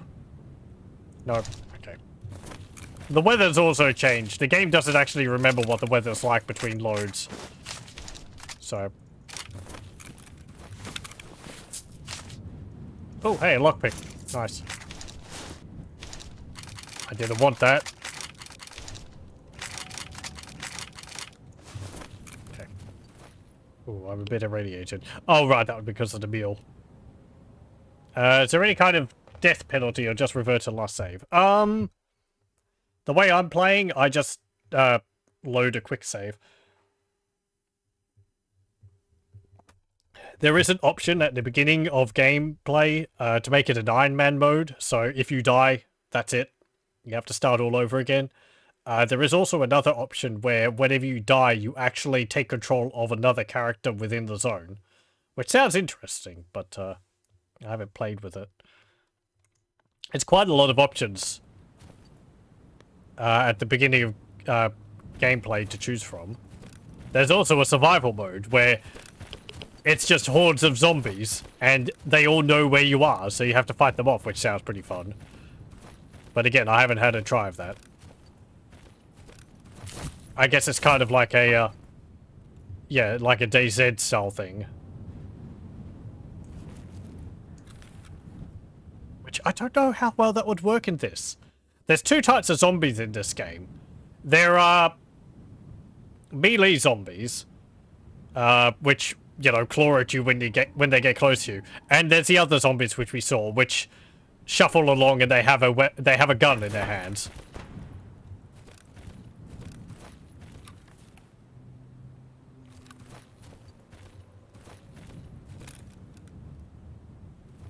Those flesh are just booking it all the way up there. Oh, there's someone. Also, I think between saving and loading a game, the AI actually forget if they were like, if they had heard you or something. So those bandits which were going to attack me before, because I haven't shot since then, they've sort of forgotten about me. Have I ever played 7 Days to Die? No. Now, let me think. There's quite a few games like that. I haven't played DayZ. Is 7 Days to Die the multiplayer game more sort of you play on a server with other people? And it's got, like, you can make buildings and deconstruct buildings. And, like, dig holes and so on. And put sharpened stakes in them. It's a bit like a 3D version of Project Zomboid. Does that look pretty fun? If this is a game which I'm thinking of. A bit janky, but I remember a streamer I watched did a playthrough of it about a year ago now, I think. And that seemed pretty neat. It's like Minecraft plus The Walking Dead. Walking Dead. Yeah, I think that's the game I'm thinking of. Yeah, that looked pretty fun. Though again, I think a lot of these games require, like,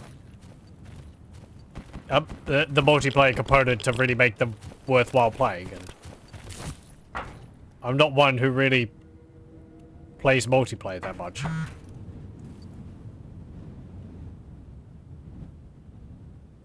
So, there's no one up in that tower. Also, how's the stream been? I haven't dropped any frames. I hope everything's displaying alright. This encoding issue with OBS is making me worried, but I guess if there's a problem with it recording, I could just download the stream from Twitch.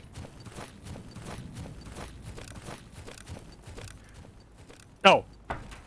Hello. How did you die in there? Looks fine? That's good. Maybe I could turn down the shadows a bit. But, I don't know. S.T.A.L.K.E.R is a very nice looking game, I think.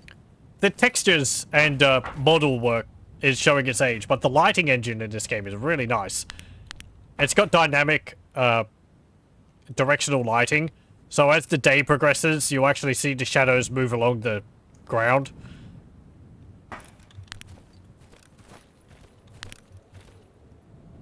And, yeah, it's really good, especially indoors. Things cast shadows, so you can see them if they're around the corner, but there's a light nearby. Oh, hello. There's a lurker. How gutsy am I feeling? Well...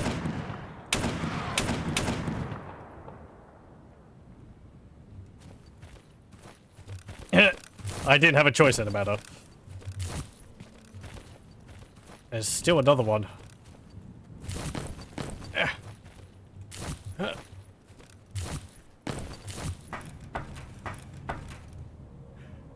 I don't think getting up here would help me with the lurker. They're a little bit big. They're a little bit too big for that. Pseudo dogs and blind dogs. Hopping up on a vehicle helps with, but... yeah. As I said earlier, I think these things are imported from Metro 2033. They don't really fit the Stalker style of mutant.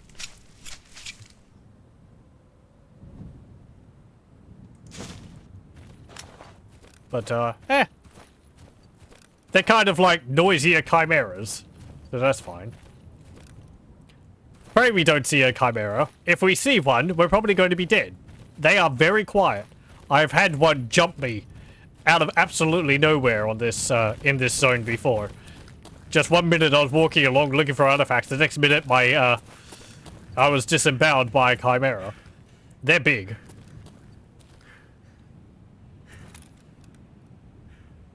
But again, very surprisingly quiet. I guess they're like the size of a bull or something like that. Maybe the size of a horse.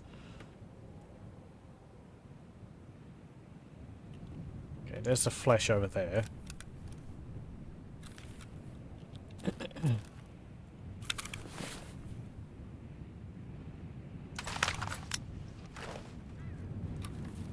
Can I see that other lurker up there?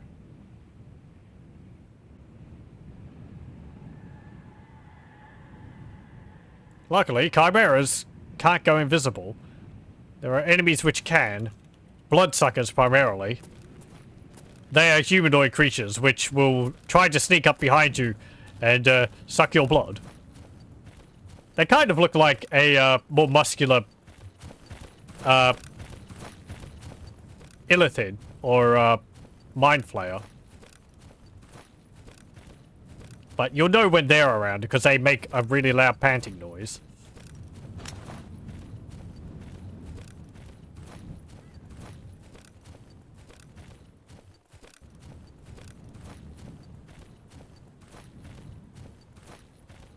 Whenever you hear in the game, you think of the Chimera from Resistance. Yeah, in this, they're like... I don't know. They... Basically like a very large dog with sharp claws, and they've got 2 heads. But one of the heads really isn't that functional, so... They've kind of got like humanoid faces. It looks weird. That's what I mean by like Stalker style mutants. Most of the mutants in this game are kind of clearly mutated from a human. Boars and fleshes are mutated animals. So are pseudo dogs and blind dogs, which are like mutated wolves and dogs. Boar, well, mutated boar, and flesh are mutated pigs.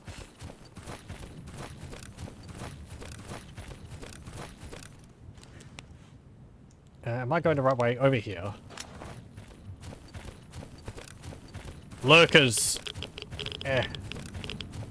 They look a bit too alien-like, I think, for the Stalker setting. But I'm fine with them being added to this.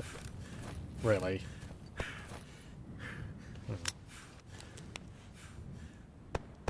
Sounds like Cerberus would be a more fitting name. Yeah, maybe.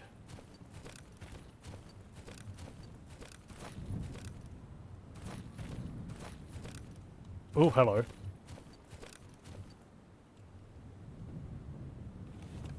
What are you up to? There's like 3 dudes over there running around. 1, 2, 3. They look like they're all bandits.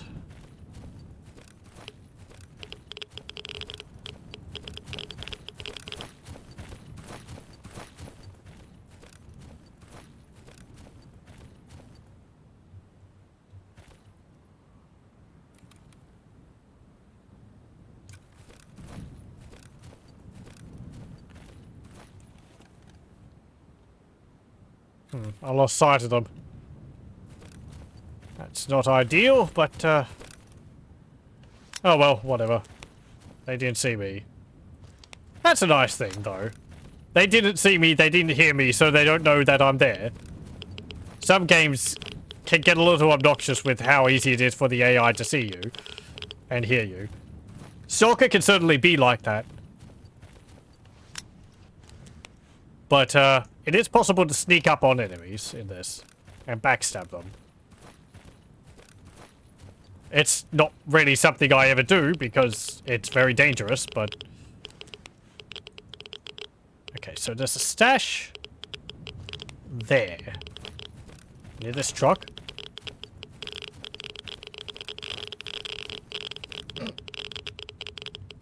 It's fine. It's only a little bit of radiation.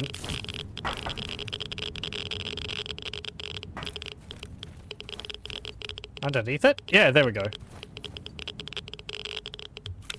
What's in here? Welding goggles. I think that was a barrel. Yeah, 919mm barrel. And a weapon body upgrade kit.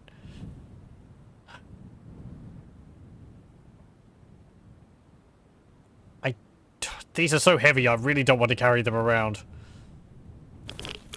I am over encumbered. That's going to be cutting into my stamina. If you're too over encumbered, your stamina will drop while you're walking around. I can carry a lot. Nearly 100 kilograms. Because a combination of my armor, my backpack, and my natural strength being so high, but... Or, you know, my strength stat having upgraded multiple times over. I think also the artifact might increase it a little bit. Oh no, never mind. You can get artifacts which increase your carry capacity. Gravitational artifacts help with that. I also have upgrades to my backpack which increase how much it can carry. I have these two, which increase the weight carried by 10 kilograms. And I also have improved aluminium frames, which increases the base amount it can carry as well, so... It's quite helpful.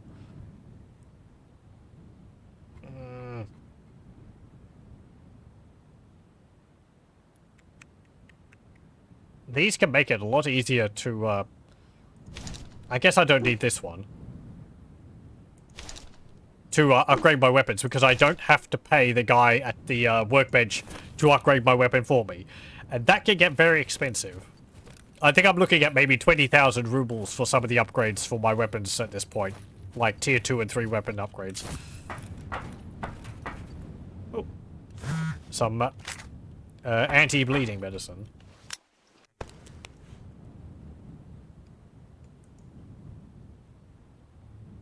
Okay. Oh, I missed some of the stashes up there. Time to turn around, I guess. Gonna need some bunker power to fix this. Bunker is useful in this game. If you become irradiated, you can drink it to reduce the radiation. I don't recommend doing that in real life. Cigarettes help as well with that. A little bit. Some... Ow! Hello. I didn't see you there. Cigarettes help also with radiation, but that's why I've got some, but yeah, I wouldn't recommend it in real life. You would have cried for mummy at 60 kilograms, yeah. It's a little ridiculous that I can run around with all that weight. I'm just that bulked up, I guess. I don't know. I could probably carry more if I had an exosuit. Well, I mean, I would definitely be able to carry more if I had an exosuit. I don't think I have one to repair in my inventory, in my stash. Where did that guy come from? He just sort of rounded a vehicle and shot me.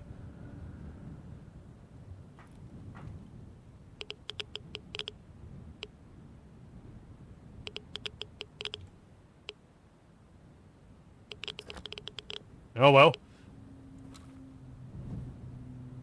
There's a dead body up there. Oh, I think that was a group of scientists, which I was over here to investigate before.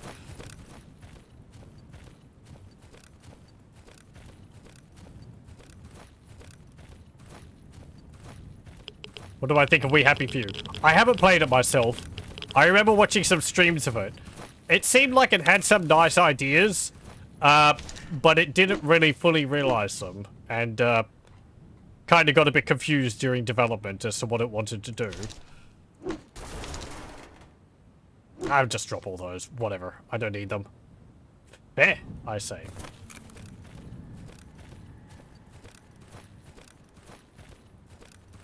Exosuits are cheating though. Yeah. Yeah.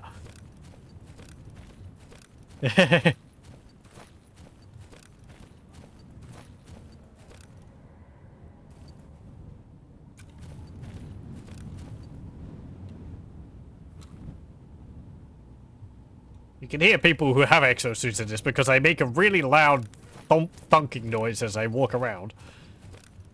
Hello? Oh! That's a cat. A mutant cat. They're just called cat. They are quite nasty. They're very fast. They hunt in packs.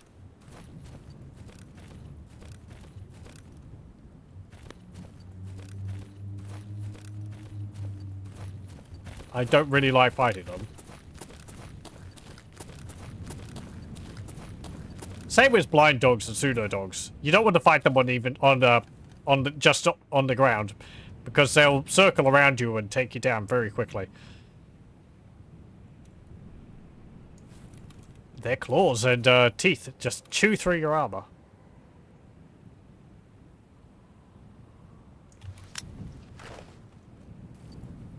Did they move up to there? No one's up on top of the tower. Can't see anyone over there.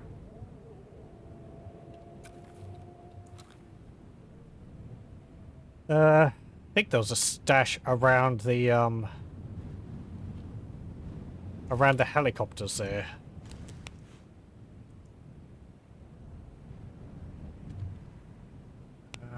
Okay, there's one there, and there's one near that helicopter. Yeah, don't go growling at me. You'll hear a lot of noises. For the most part, they're actually just background noises. That's actually a pseudo dog over there, I think. Oh no. No, that's not a pseudo dog at all. That's a chimera.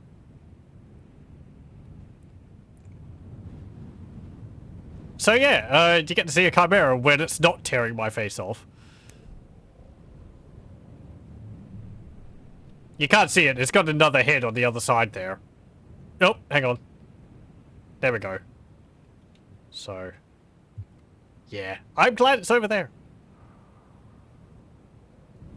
You can see how fast it is. And it's not even running.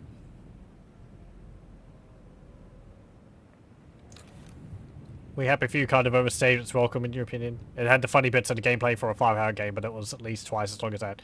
Also kept getting lost, so it made for a terribly paced experience. Yeah, it kind of felt like the whole survival aspect of We Happy Few. I don't know. I feel like it would have gone better if it was a lot more a lot more linear and just sort of told the story it had, because the story and the theming of it were really neat. But I don't know, the survival aspect of it just seemed a bit odd. Wasn't it also randomly generated? Go pet it? I mean, I'll probably die. I'll save. Let's go say hi to the chimera. I shouldn't be scared of it. I could get an artifact or a trophy from it. Hey, you. I'm not afraid of you.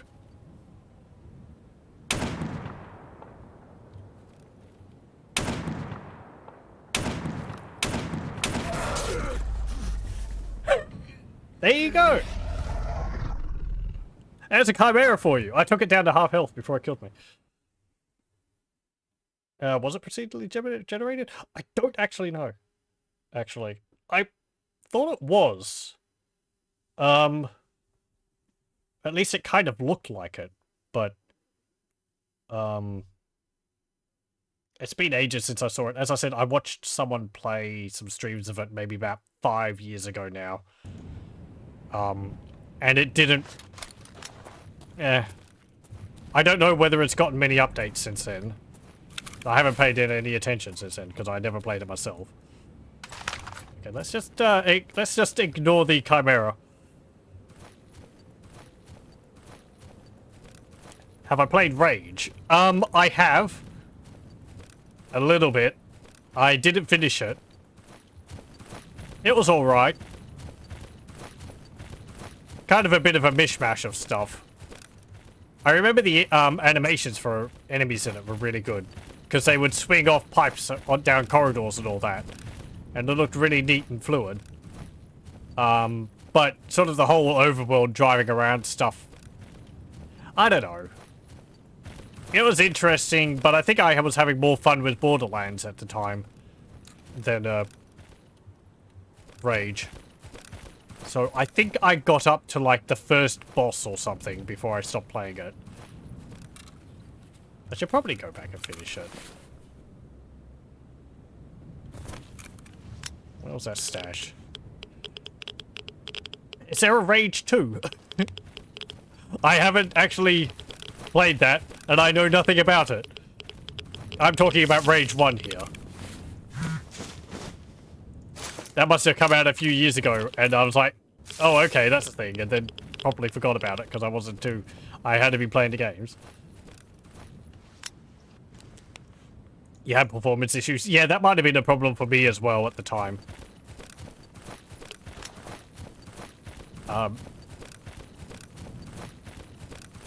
As I said, it's been ages since... Oh boy, when would it have been? I got Rage as part of an id Software library pack sale, which Steam did. That must have been in like 2012, 13 or something like that.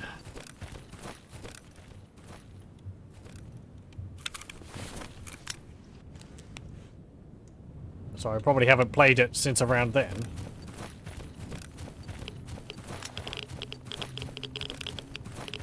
Oh. Oh, it's a radio.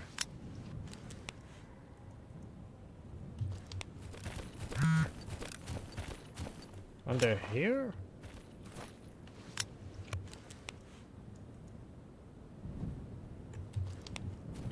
Apparently.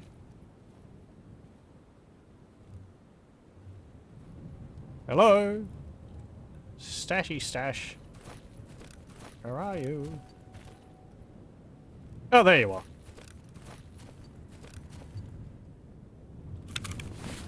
Hey, boots. Rotating blockhead, durable textures, suit environmental protection upgrade kit. Okay, I guess I'll take that. I think that's all the stashes I want to have a look at here. Let's go back to base. Rage 1 is a way better single-player game than Borderlands 2. Borderlands 1. Yeah, I think when I said Borderlands, I think I enjoyed Borderlands 2 much more than Borderlands 1. It just felt more bombastic, I think. It sort of got into its shoes a bit better. Borderlands 3 I haven't played. It's been ages since I played any of them. Rage 2 is glorious. That's good to hear. Rage 2 is pretty much forgotten and isn't really getting any more updates or DLCs. I really haven't kept up with it. I said, I was surprised to hear that there was even a Rage 2. I played Doom 2016. That was a lot of fun. And I played a bit of Doom Eternal. I ended up getting motion sick from that, though, so I stopped playing it.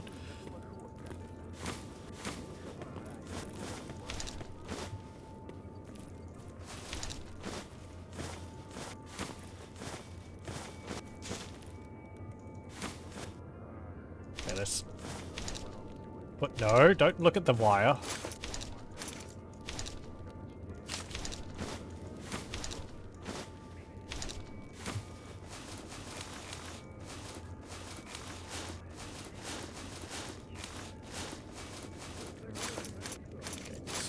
Put all this stuff in there.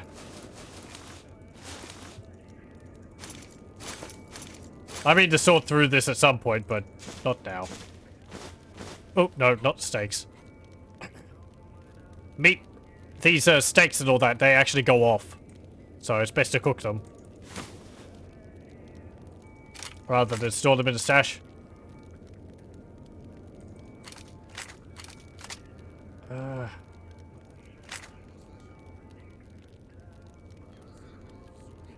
Hang on. I think I'm putting the ammunition for my rifle in here.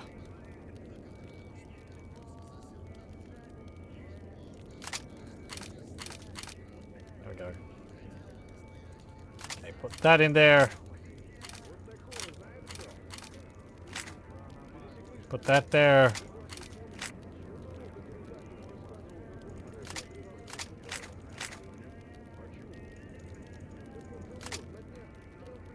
Okay. I really don't need this many bullets with me, so I'll put a bunch of them into the stash.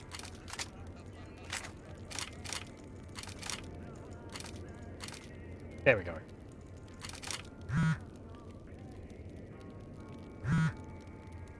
Repair that. Put 2 of the energy drinks in there. Put that in there, put that in there. Put a bunch of the bandages in there. Put some of the caffeine tablets in there.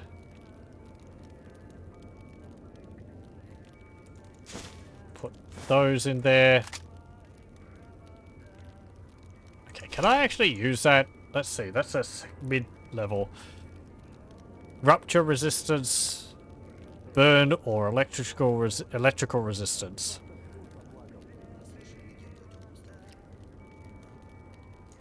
Is that advanced? Yes, it is.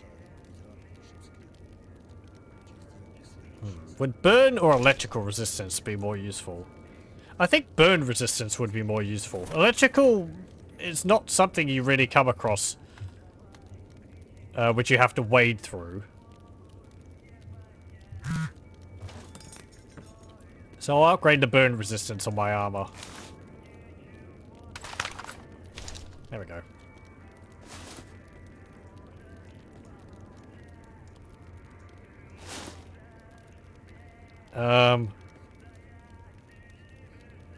Polythene, cloth sheets, PVC.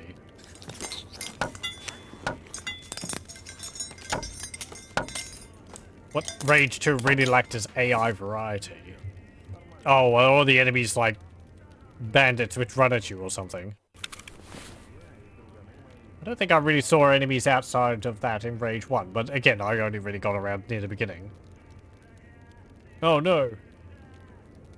Some of the meat's gone rotten. Okay, so cooked meat goes off as well. What do I need? Synthetic sheets, I think? No, cloth. Polythene. I don't really have any better.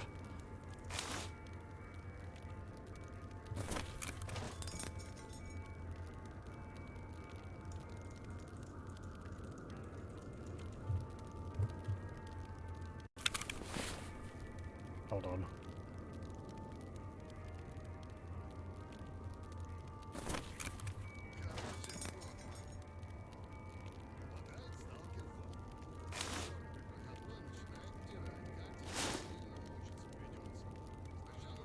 Okay. There we go.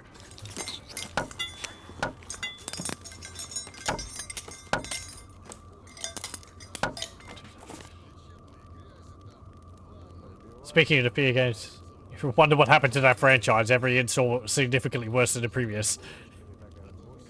Yeah. I've only played the first one. It is a very good game, Fear 1. I kind of would like to do a stream of it. I'm not very good at horror games. It is primarily action, but there's enough horror in it that makes me a little hesitant about it. I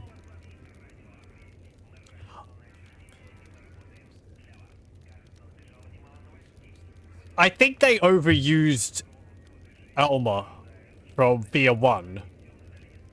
Or they kept using her in the later games. When I think they maybe should have gone for different supernatural situations. They also became a lot more action orientated, or they didn't like I I don't really know. I remember watching some videos which sort of explained or gave reasons why their games maybe ended up not being as good as they were. But I can't remember them right now.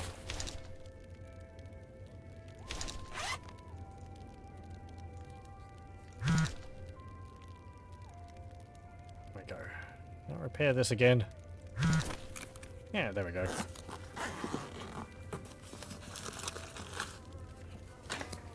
Fear 1 is entirely unspoopy to you and you suck at horror games. It's just... it's just some things in particular. I don't really like jump scares.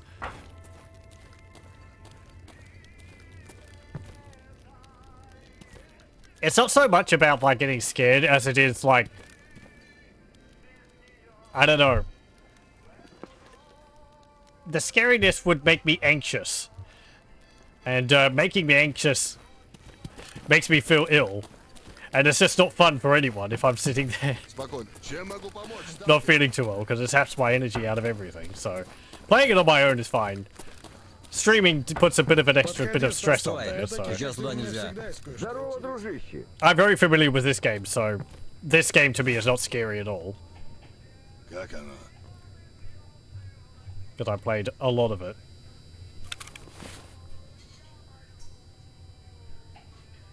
But yeah, it sort of comes down to like anxiety and stuff. I really like Fear 1 though. I think I did a playthrough of it with just using the pistols.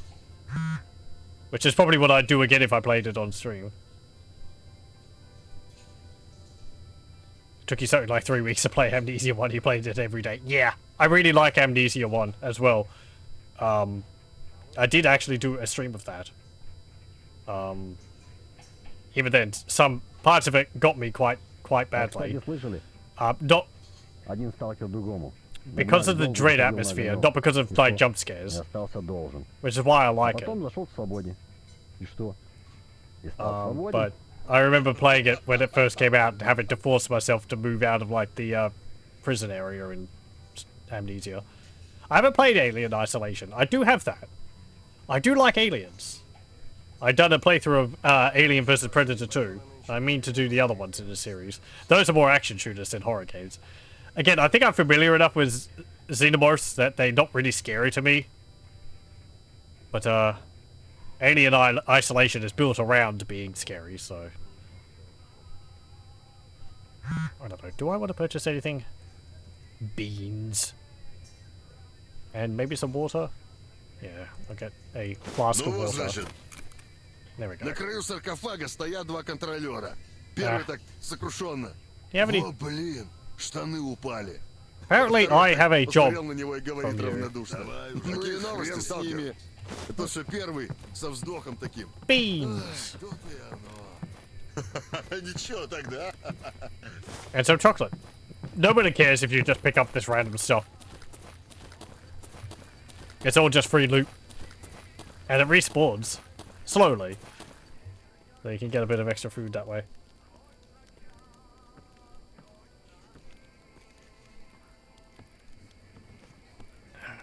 I think one of the problems is that since Fear switched companies, have sadly made the extraction point canon to series.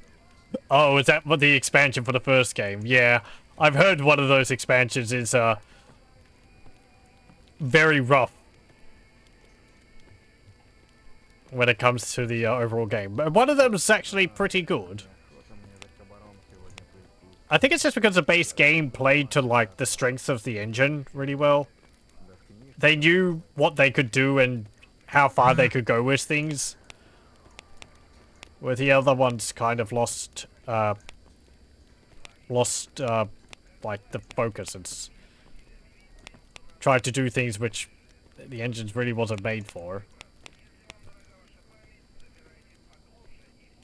I have played Doom 3, not on stream. I rather like it for what it is. Monster Closet mechanic was fun, but not... Yeah.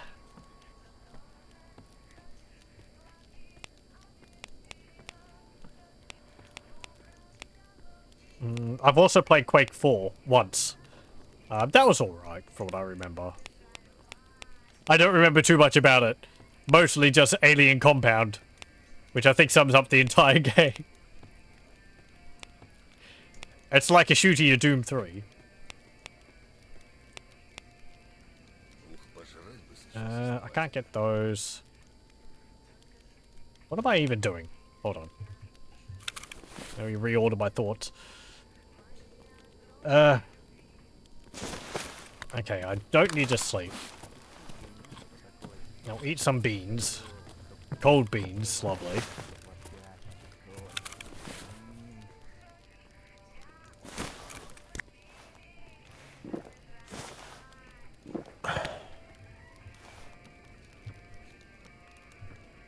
Okay.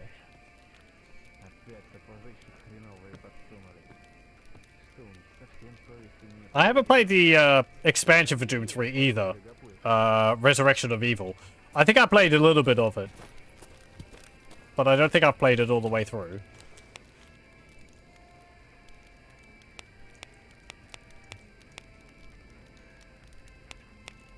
I think knowing is half the battle is someone asking me to get... Oh yes, yeah, Colonel Petrenko wants me to find a bureau hand for duty to study.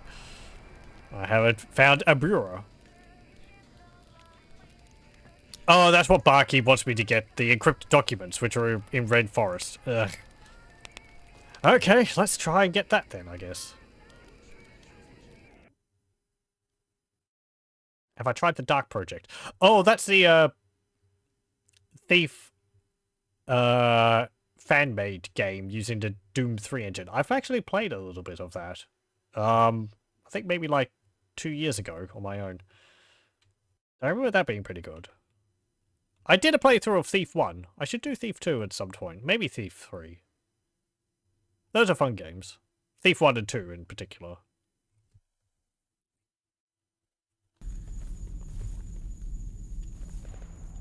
But I haven't played through the Dark Project. I think I really just loaded it up and had a look through it.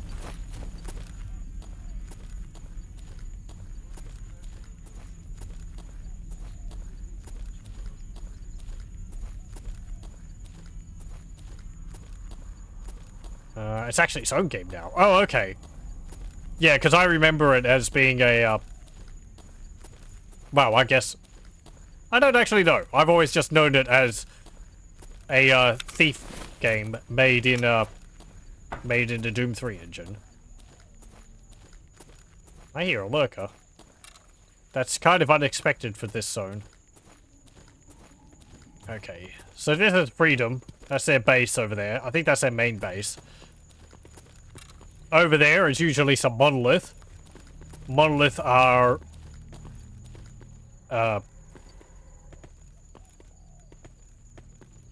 What?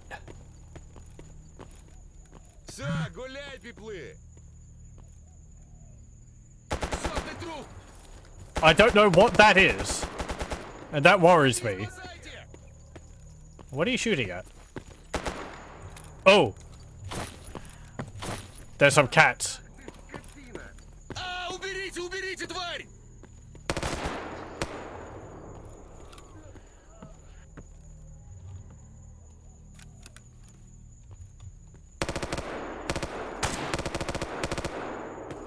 These are not friendly cats.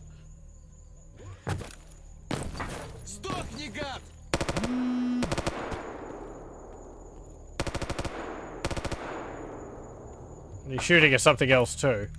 But I don't know what that black cloud was floating around. There it is. I haven't seen something like that before. That worries me. Yeah, I know. Sorry. I have my gun up because there's enemies around, you know. What you were just shooting at. Okay, I think you're a...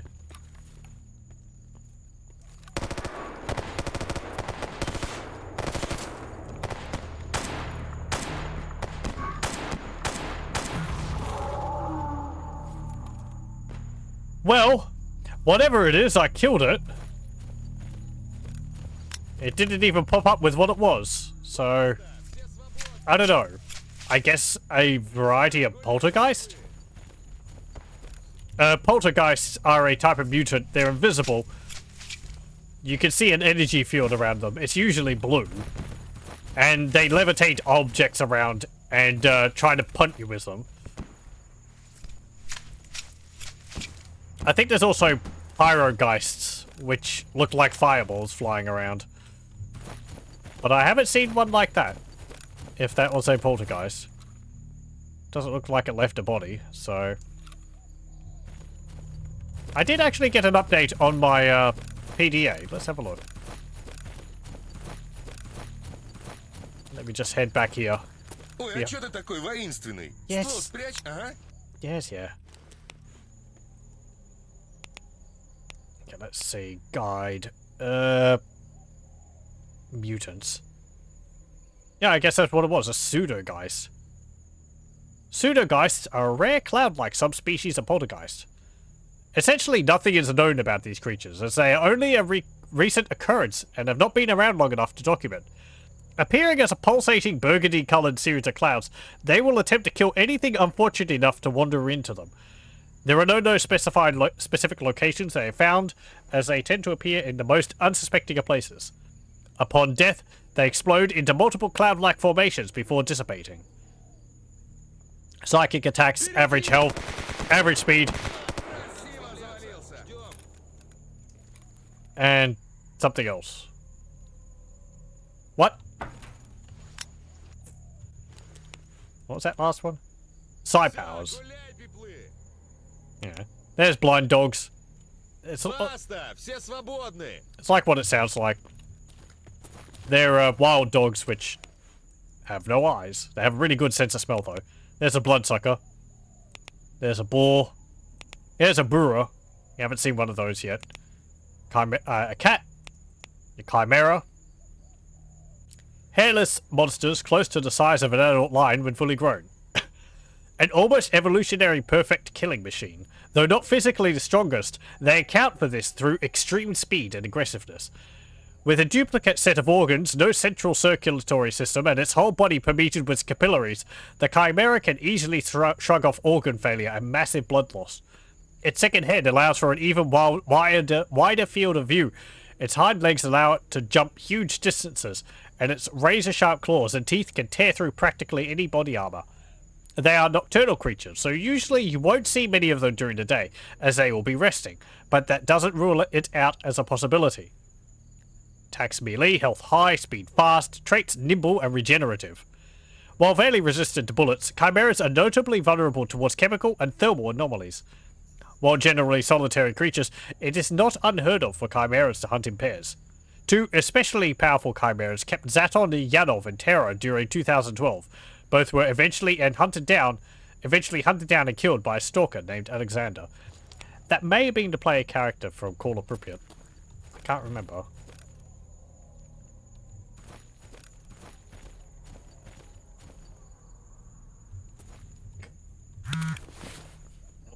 Okay, someone's claimed him. Quake 4 was fun. I don't really remember too much about it. I remember it being alright.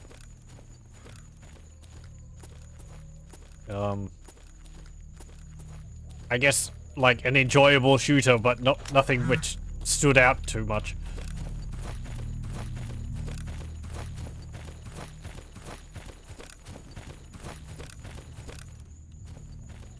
Let's see.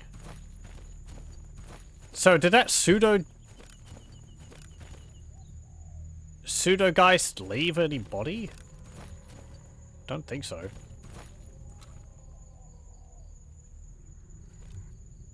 Is there any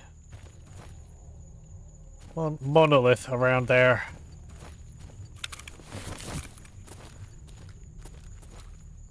Hello? Are you monolith? No, you're not. You're freedom.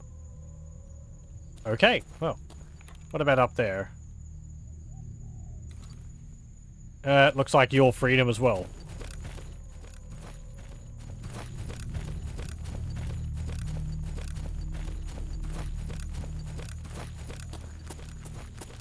Okay.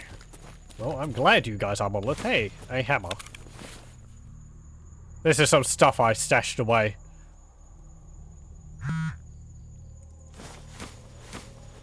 I'll just put this stuff in there as well. I don't really want it right now and it won't go off, so I'll just store it in here. And forget about it. Let's cook this meat.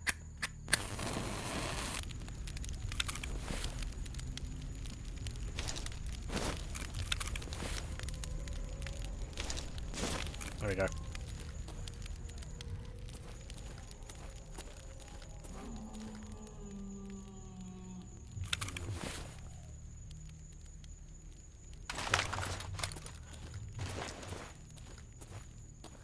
How many bullets do I have in this? Okay, load it up with some AP slugs.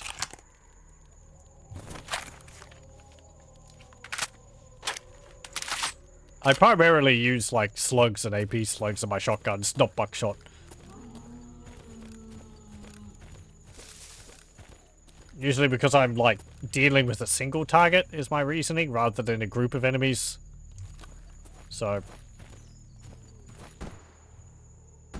I hear some zombies over there too. Right, where do I want to go? I think I want to go over there. Yep. Through directly north. There's a gate over there leading to the Red Forest. And there's a whole bunch of zombies over there. A whole bunch of zombies. Wow. 1, 2, 3, 4, 5, 6, 7, 8, 9. They're coming this way. But that's fine. Whatever. They're slow. You're not slow, however.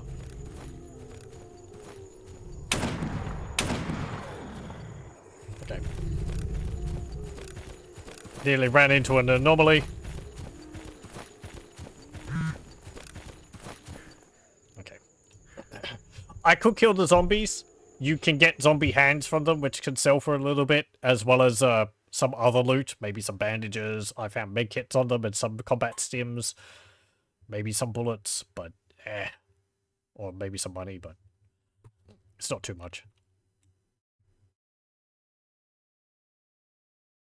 Wish Quake was a more popular series. I really, really enjoy Quake 1. That's probably one of my favorite games. I've done a lot of mods for Quake 1 over the years I've been streaming.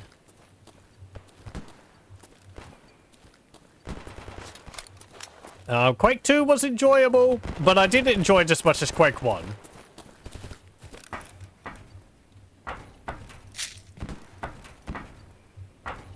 I think there was actually a, aren't they working on like a new Quake or something? Hello. You're Monolith, I think.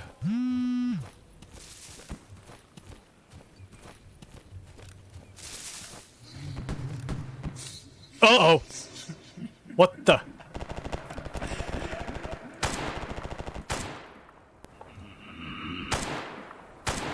Nope.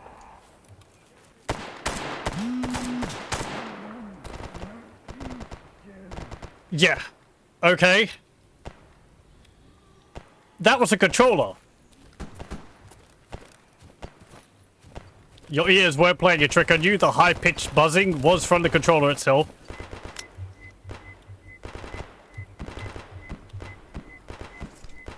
They are very powerful psychers. As I said earlier, I really, really dislike them because they're really scary. To me, anyway.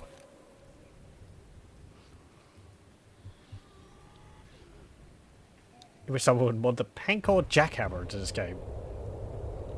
It's a ridiculous weapon. Imagine a fully automatic shotgun with a rate of fire of 1,000 rounds per minute. A magazine of 32 shells. I feel like that would just play havoc with my ammunition stash. You Monolith? No, you're a mercenary. You have your underwear. And a SIG.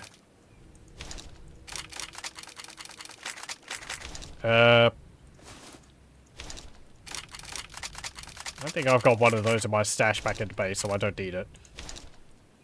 You have any good parts on you? Yeah. Turning bolt block. I guess I'll just strip it of parts. There we go. Can I actually disassemble this? No. Okay. Drop that. What about the pistol? USP match.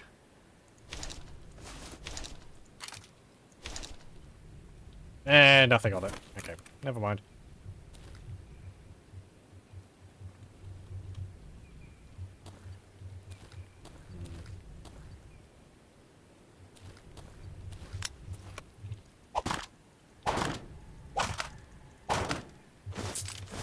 Yeah, there's a battery in there. That's kind of useful. Okay, so I need to go up this road here. Through there is Red Forest. Proper. There's pseudo dogs and stuff in there. And Monolith. And there's Monolith up this way, but at least from what I've seen, not really any mutants. Aside from that controller, that was unpleasant.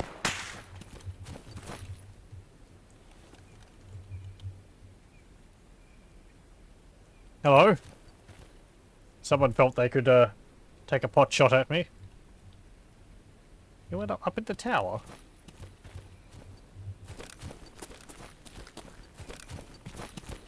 I've got the sun in my eyes, that's not good.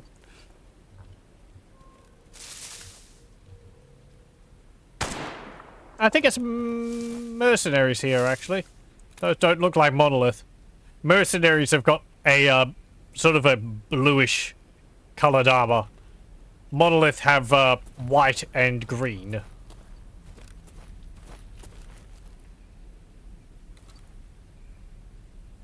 Yeah, actually, like that guy over there. You can see he's kind of got a white hood. Also, they keep talking about Monolita, or Monolith. Because they're brainwashed.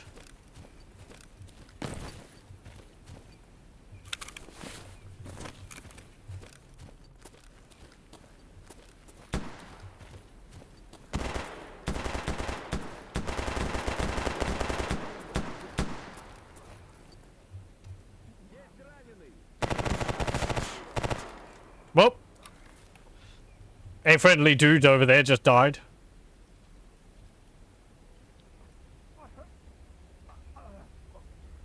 And he just died.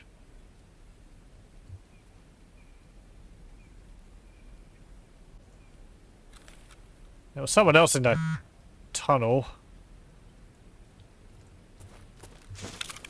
Okay. Oh no, you were Monolith. Well, shut my mouth. You have a Groza. Okay. And an FNX-45 Tactical. With a built-in silencer.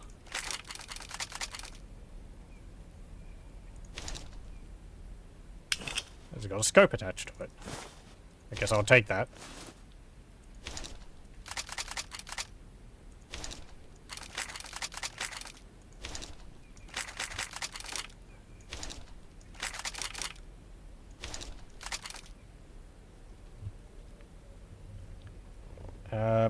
Oh, that jackhammer weapon.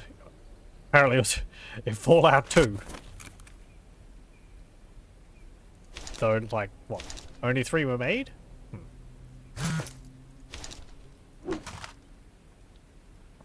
No, it didn't really drop any good parts. Oh well.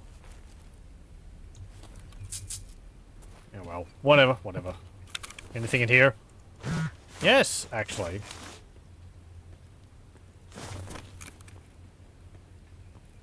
I hear footsteps.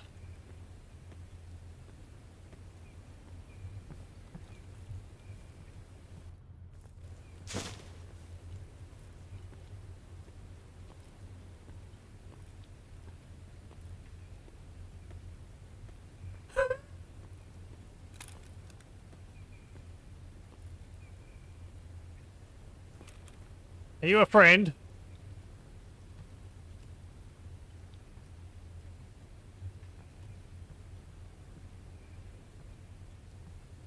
You didn't charge at me because you heard... If you heard me earlier. No, you're not. You're Monolith.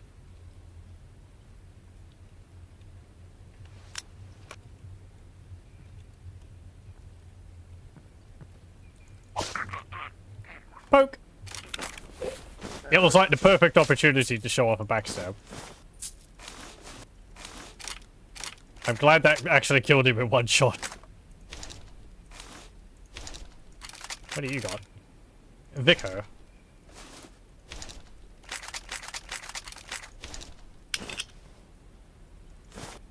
Okay, I guess I'll take that.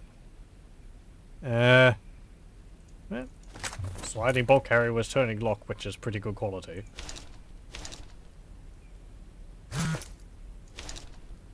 There we go. I'm pretty sure the AI can use weapons even if they're missing parts out of them. It's only you which has to worry about that. I can't open that. Okay. Have I tried Serious Sam 4? No. I have played Serious Sam 1, first encounter, Serious Sam second encounter. And I think that's it, actually. The re-released versions of them as well, you know, with the updated graphics, which are kind of the default. They're so similar. But I haven't played Serious Sam 2. And I haven't played the third one either. Or the fourth one. Oh, I can't open that. Open door. Open door? No. Okay, never mind. Doors are unlocked but cannot be opened. Where is this? Encrypted documents are apparently on the bridge.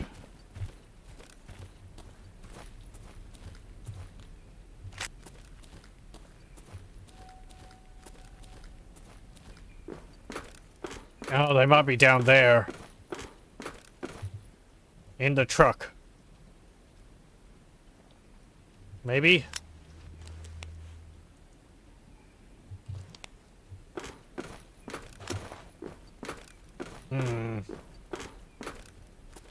I really don't want to go down there. That doesn't look, beneficial to my health.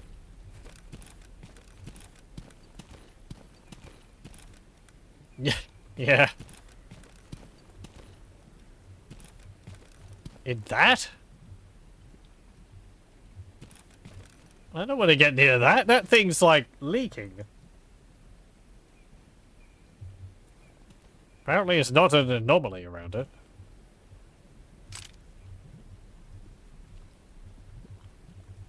Okay. There's nothing in that. What? Okay. Don't go into water, it's instant death, I guess. I fell off the bridge or something.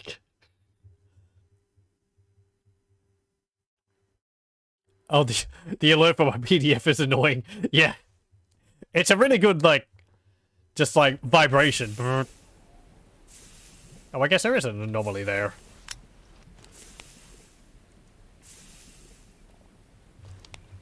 So, what? I have to jump across the...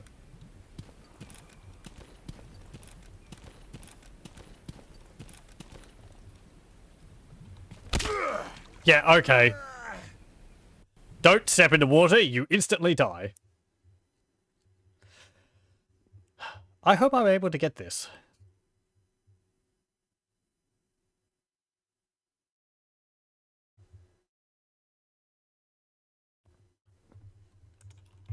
Serious Sam 4 looked like it would be neat. Doesn't it have, like, vehicles to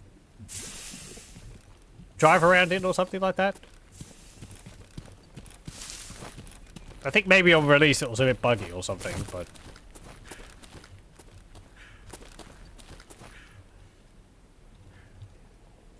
Where are these?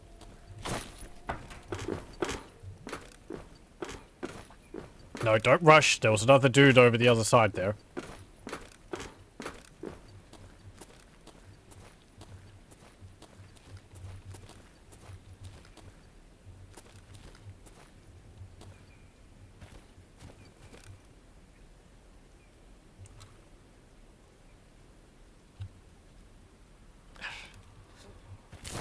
If this is too difficult, I might have to just, like, put on God mode and cheat my way over there.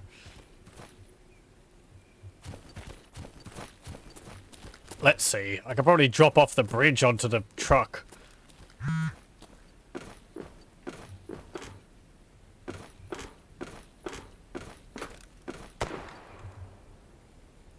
I'm sorry?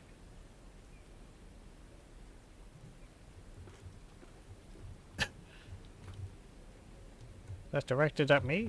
Sounded like it.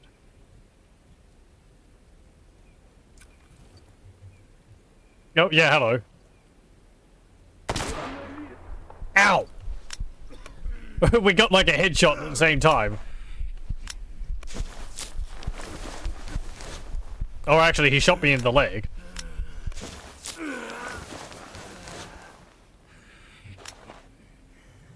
Okay.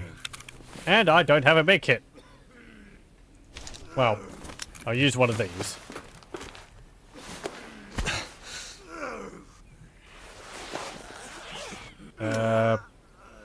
Blood, Shadow Warrior, Duke Nukem, Wolfenstein. I played all those. I did playthroughs of them all on stream. Like a year or two now, I think. Blood is really, really fun. I really enjoy that game. Duke Nukem, that was fine. It's not as enjoyable as Blood, I don't think. But it's still quite enjoyable. Shadow Warrior was fun as well. The level design was interesting in it. Redneck Rampage I played through as well. That game is... It's the roughest out of those four. I think I said earlier, if it had a few changes to it, it could be a much better game. But the levels are kind of labyrinthine. There's just the weapons I find are kind of overall. Because it's like, oh, you can throw dynamite, but it's not as neat as in Blood. Oh, you get a machine gun, which is just kind of boring because it's just a machine gun.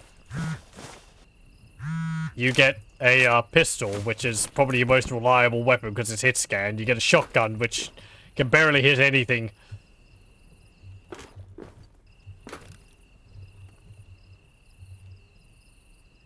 The alien arm rifle is really good. But limited ammunition. Yeah, now what? Now what do I do? Jump onto that? Don't think I could.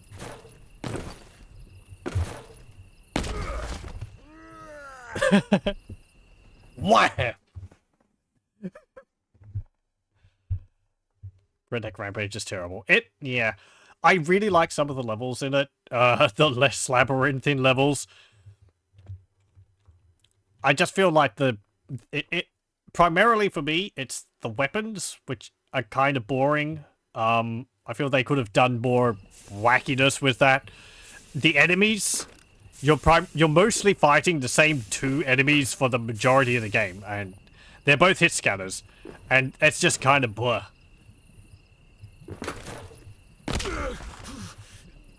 Okay. I am just going to, I'm gonna have to cheat my way out of this. Actually, no, I can fast travel. And leave having to get off of this truck to my character. But yeah, Redneck Rampage is, yeah. Just kind of boring. The, one of the expansions for it is pretty good. I think Redneck Rampage Rides Again. Or is it the other one? One of them is done by a different company, which did actually a pretty good job with it. I think they did expansions for other games as well.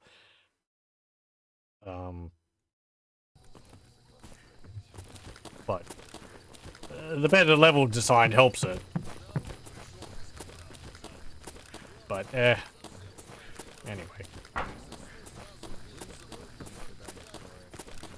Oh yeah, speaking of Duke Nukem, there was the release of apparently a in development version of Duke Nukem Forever. Благодарю, доктор. Обязательно, обязательно. Да не за что, говорит контролер. Вот за доктора, это да, это спасибо. Порадовал старика. The 2001 version, sort of alpha version of Duke Nukem Forever, which they had, is apparently been released recently for people to download and mess around with. There was a sequel to Red Dead Rampage? I know there was like a hunting game. I know, and there was also a sequel to Blood. Which I've seen some people say that they had fun with it, but... I have to go. Well, thank you very much for joining, Sugnif. Hope you have fun going off to do a thing. We'll probably be calling it here soon anyway. Yeah, maybe another 10 minutes or so. Have I ever played Postal? No, I haven't. I've seen Postal 2. I've watched playthroughs of Postal 2 and Postal 4. No regrets. I do actually have Postal 1 and 2, I think, on GOG. I don't know whether they're games I'd stream. They're funny. I mean, Postal 2 is funny enough. I can see, you know... I don't know. I guess the humor of it, but it's... I don't know. It's a very rude game. I don't know. I think that's the main thing which is holding me back from actually playing a stream of it. Oh, wow. Horse. Corth 6-inch barrel. What? Okay.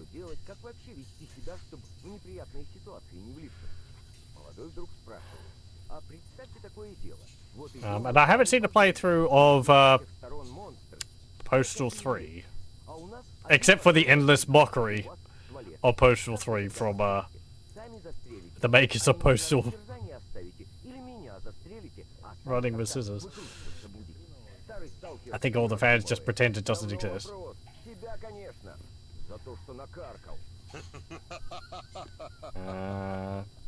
Shooter style Postal game coming up like called Postal Brain Damage. I think I've heard of that. They actually seem to be doing quite a lot with that series. It's impressive how much dedication the company making the game have.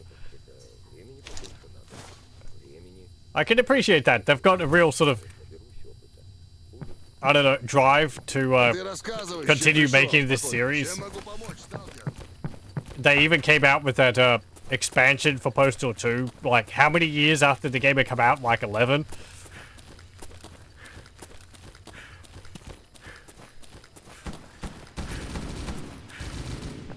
What? Sounds like someone had a minigun or something.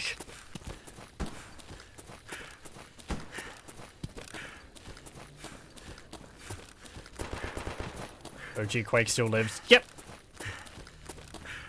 If I highly recommend anyone to have a look at the various fan sites for Quake maps. Quake Quadicted, I think, is the one I generally check for fan-made map packs. I've enjoyed the Halloween map packs they've come out with every year. I've done videos on them, as well as Christmas theme packs and so on. So always more Quake 1, which I'm very thankful for. It's a very fun game, and I like seeing what people are able to do with the maps and all that. Какие новости, Сталкер? I need medical assistance. Heal me. Just fix my leg. I don't want to use a splint. Okay, thank you.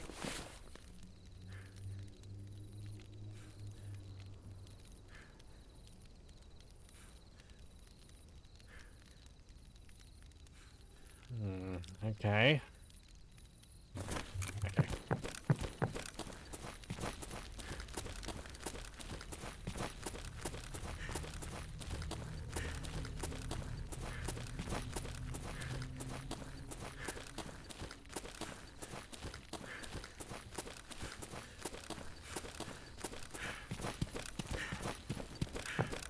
Let's go put stuff in our stash. А, привет. I guess, repair some of my equipment. That was nice. I found a ramrod with 2 uses in it.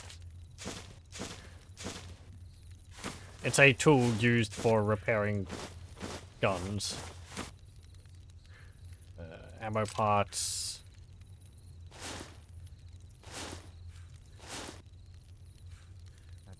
Okay, I'll put that in there. Won't put that there. Put that in there. That in there. Not that. Not that. Not that. Not that. Ooh, I got controller sculpt.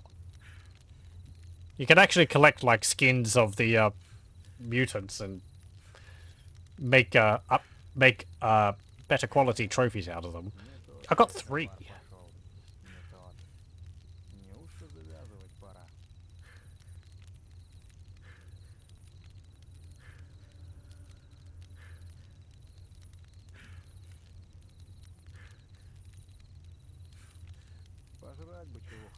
What's this say? As is the case with other humanoid mutants, it's quite an emotional challenge to sculpt a controller, and it proves to be even more difficult as the face of a controller retains certain characteristics of the person it once was. Confidential sources within the military also revealed that fingerprints of the person who turned into a controller can sometimes be found in the database. Recent analysis shows that not only the hand of the controller is capable of producing psi waves, the whole body is a source of emissions. For this reason, the scalp, when prepared properly, has the ability to absorb and filter psi energy. But for this effect to take place, it is necessary to cover your head with multiple scalps. The skin is also electrically conductive. As regards its physical properties, it is light and can only be used for minor outfit repairs. As is the case with all humanoid psi creatures, the skin of a controller is electrically conductive. Well, it kind of repeats itself there. Yeah, okay. Yeah, plus 3 psychic resistance, and I think you can upgrade it to give it even higher. We've got some Bura skin there, boar hide, bloodsucker skin, snork mask. I think these other ones are mostly just for selling. But I think I can make tinctures with them.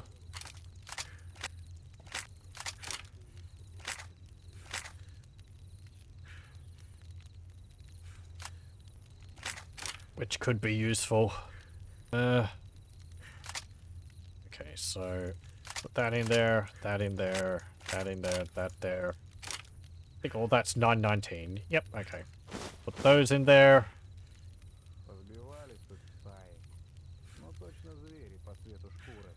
Okay. Hey there. I got some stuff to sell you. I'll sell some of these glow sticks. And this stuff. There we go. You have anything else? Weapon cleaning kit. A lot of this stuff is just really expensive, is why I'm not purchasing it. Like 10,000 rubles. I have 11,000, 100,000 rubles, but I'd still prefer to like make stuff myself or repair stuff I have rather than just outright purchase it. Like these heavy sewing kits. 21,000 rubles. It's got 4 uses, but I might buy another survival guide from him. That could be useful. Yeah, I'll buy this. So I know how to make more things. What have we got?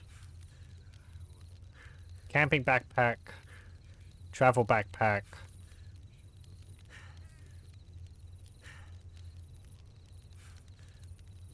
Okay. I feel like I could make a lot of that stuff already, but oh well.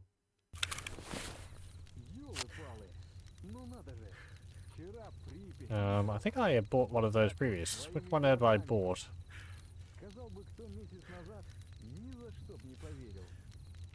Oh well. Oh yeah. This is a gun which I was talking about before. This is from the base game. I believe this is a...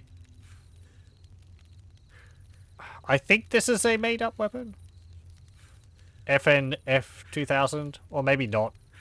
But I think in the base game, this was one of the best weapons you could get.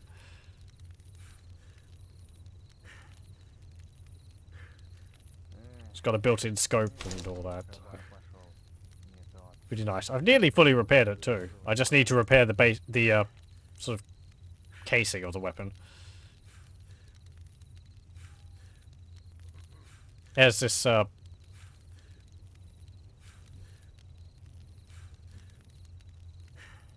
what's it called?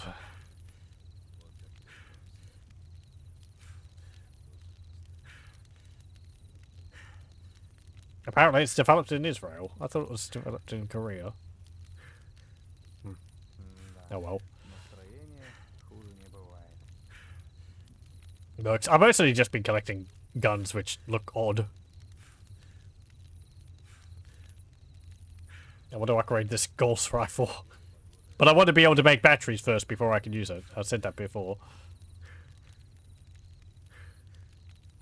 FNP 90. So many handguns.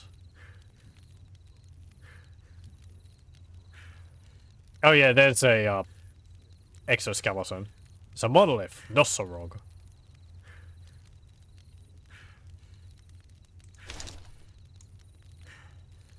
Be quite useful if I could get it repaired. However, even if I got it fully repaired, I wouldn't want to wear it until I got this. Which is addition of hydraulic boosters, which allows you to actually run wearing the exosuit. Otherwise, I'd just have to walk everywhere and there. It's also probably quite noisy, so wearing lighter armor would be beneficial in that regard. I wouldn't be stomping around making a massive sound everywhere I go. Have I played Doom 64? I have. I played the fan-made PC release version of Doom 64. Which, that was very enjoyable. I never knew that Doom 64 was so different from just Doom on the PC. I never paid it any heed. I always thought, oh, it's just going to be a port of Doom on the Nintendo 64, and why would I want to play that? I was also too young when it came out to get, so... But, yeah, I have played through it now. It's very good. I also really like the music. And the atmosphere is very different. Ну и ухайдукался я. Is that what you were firing? Полный ноль. А раскисать пока нельзя. Ну, здорово.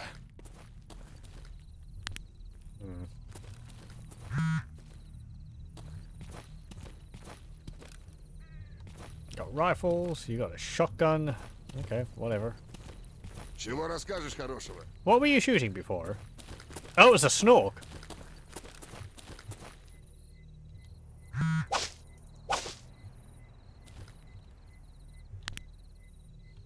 I'm glad I don't have to deal with that. Is there anything I could quickly get in the wild territory? It's nighttime, but it's apparently stashed right there and the stash there.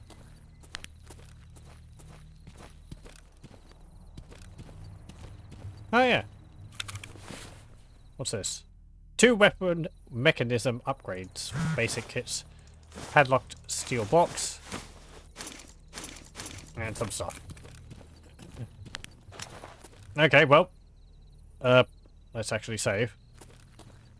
And let's go into wild territory to have a look at some stashes.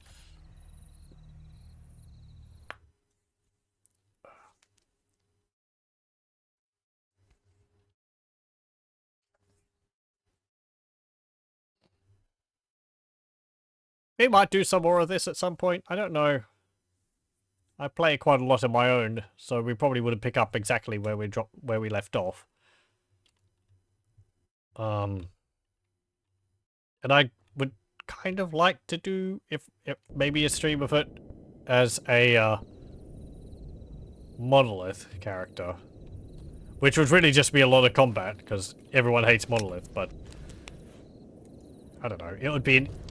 I'd be interested in seeing the seeing things from that perspective.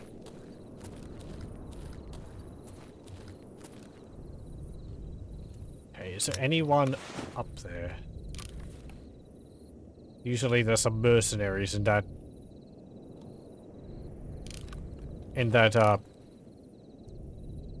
that corrugated walkway up there. I can't see anyone. That doesn't mean much. So gravitational anomalies. There's also that hanging boss there. That's another anomaly type. I think it's called burnt fuzz. It's not very dangerous unless you run through it. If you walk through it, you will take no damage. If you run through it, it will tear you to pieces. Something about, like, disturbing it and it kicking up spores. But, yeah, if you see any burnt fuzz and you have to get through an area, just walk through it. You won't take any damage. I usually try to run around it anyway, even if I see it hanging up rather high up, because I don't know how far the hit detection on it actually reaches. Oh, hello, there is people over there.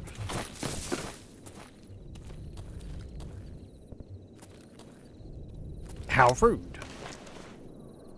No, I'm not going to snipe them with my shotgun. That doesn't work. I thought I didn't see anyone over there. Someone saw me.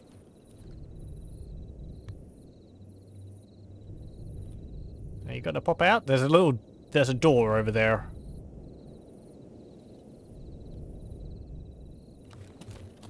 No?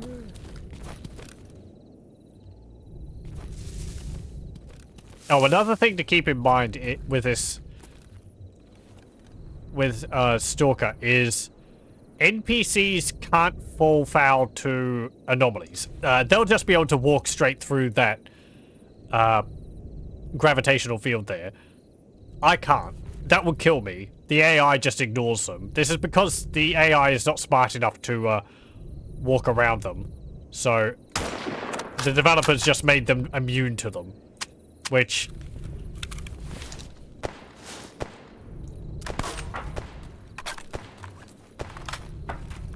you know, it's a little lame, but in the base game, you'd frequently see the AI dead hanging around fires, and that's because they would spawn in the fire and die. So you'd see them dead in the fire barrel.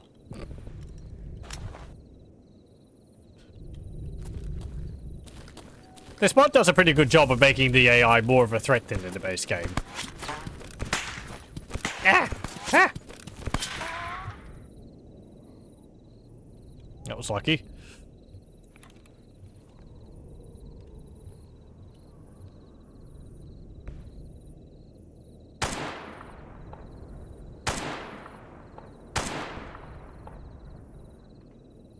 Where the heck were you?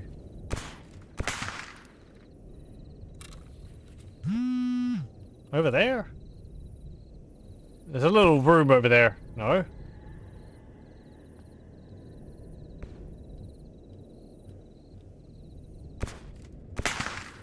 I can't see you. Oh, I can see you. I can see your gun maybe sticking through the wall there. Maybe they're just really drunk.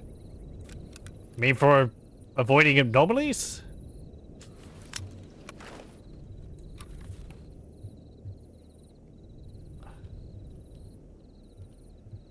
No, that's not your gun.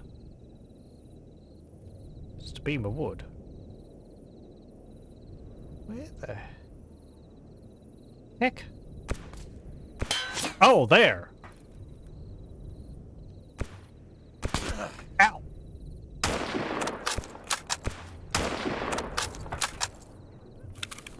Okay, I got hit.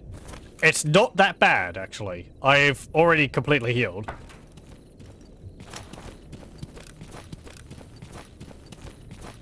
Anomaly is giving superpowers. Okay, careful. I've had someone actually spawn in this spot here, right behind me, when I've traveled down this corridor. I don't know whether they're supposed to, like, drop through that hatch there or whatever, but you can't go through there. I can't go through there, but for some reason I've had AI pop up behind me there.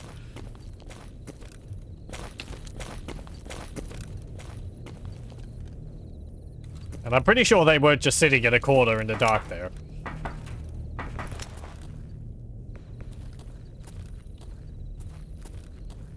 Okay. For falling into fire. Oh, for falling into fire barrels. Maybe. There is a lot of vodka around the zone. Hey, you had a grenade.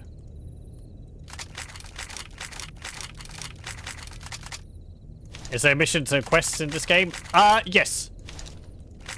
You can get jobs from pretty much any NPC you can talk to. They might not have something to offer you, but you can ask basically anyone, hey, do you have a job for me? And they can, like, list something for you to do.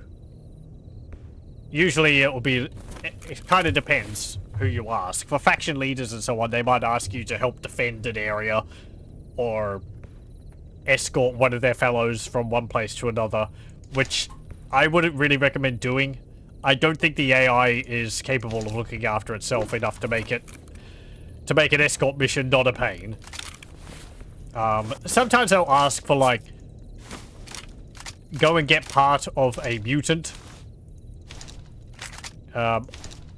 Which, that can be fine, because you can just hunt down a mutant and get the part from them, maybe. Or, you know, it's like a long-term mission you can have going in the background until you finish it.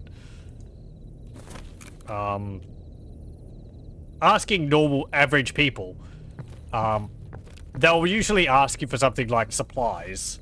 So they'll be like, oh, I'm hungry, can you go get some food for me? Of a specific type.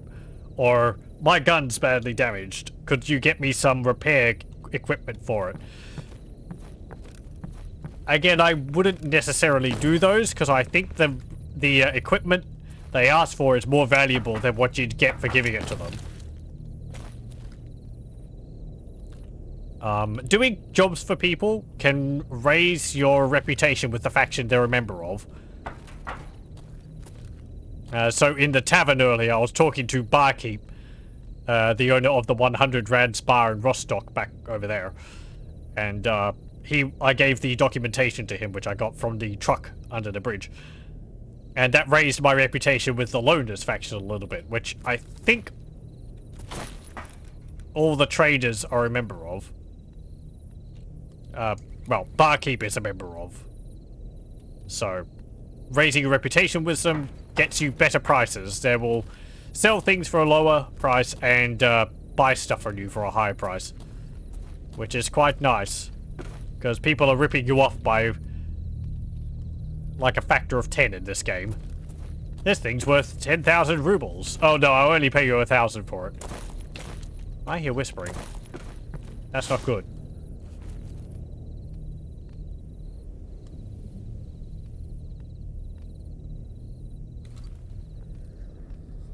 And they'll mark up prices a fair bit too. This water bottle is worth like 1,000 rubles. You have to pay like 2,500 for it. You can adjust this in the settings. One of the neat things about this mod pack is a lot of the settings are modifiable. So you can change how frequently blowouts happen, which we haven't actually seen one yet. Reputations and how all the different factions work. All the way down there. How the dynamic news reports work. The gameplay things, whether you want stealth kills, progression difficulty. This is like the game ramps up in difficulty as you play. How much loot you find on bodies. How often traders restock. And so on and so forth. Gameplay factors here. And then you've got specific mod configurations over here, which I haven't really looked at. But, yeah, you can... There's companions you can have in this. I haven't messed with that. As I said, I don't think I would trust the AI enough. There's another pseudo-geist over there. I wouldn't trust the AI enough to really want to have a companion. Oh! Did you see that? There was another mutant over there.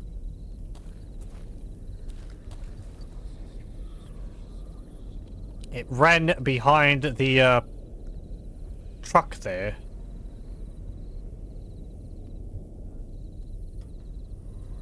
The various mutants, zombies and so on, or the various mutants, they can get killed by anomalous fields. If they're not, like, resistant to the damage. Yeah, there it is. That, I think, is a Karlik.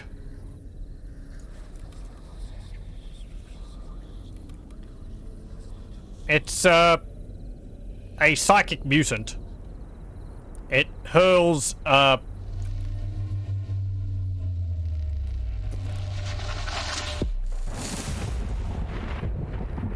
okay, never mind.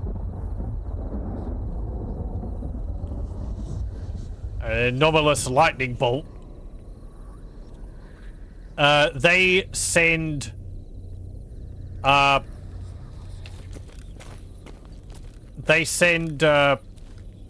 psychic holograms at you, which will sap your psychic strength when they hit you. If they hit you, you can shoot them to dissipate them, but yeah. Now, it's a bit of worry. There's a big building over there which has mercenaries in it usually, and they can snipe you from across this zone. Going in here. I remember there being usually a lot of snorks and so on in here, but... Oh! Hello. There's Monolith.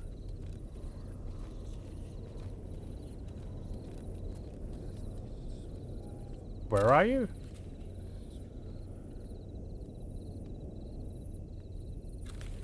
I know that's Monolith because of the what he said.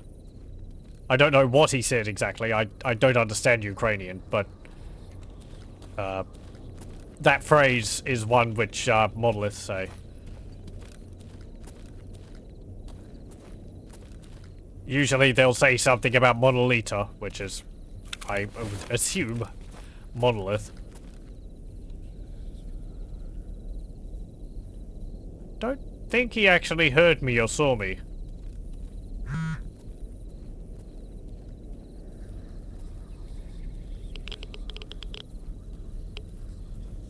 It's actually pretty bright for nighttime.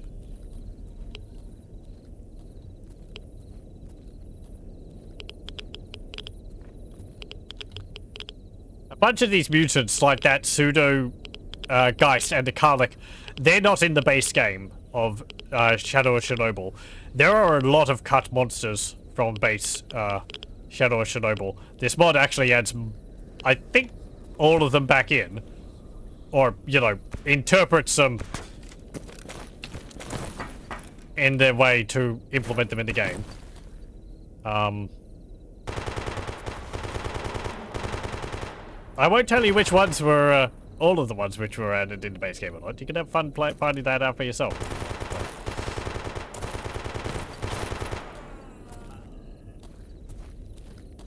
Okay, someone cocked it. Yeah, and there's someone over there taking pot shots at me. Ow!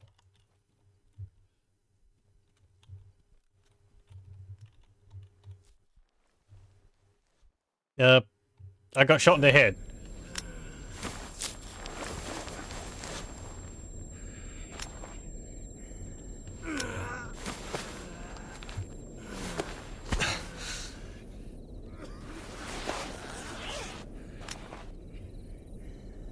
Okay. Let's take some ibuprofen to dull the pain.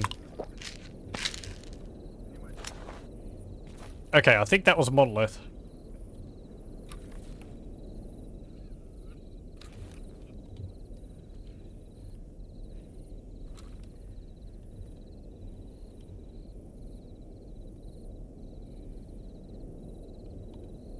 Where the heck were you? You're not up in the tower, are you? You would have seen me earlier. I think you're behind the... No, if you shot at the Karlik... There you are. Ow!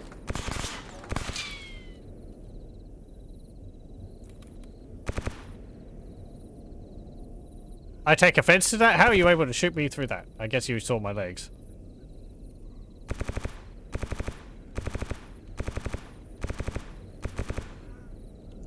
Ah, he injured my leg.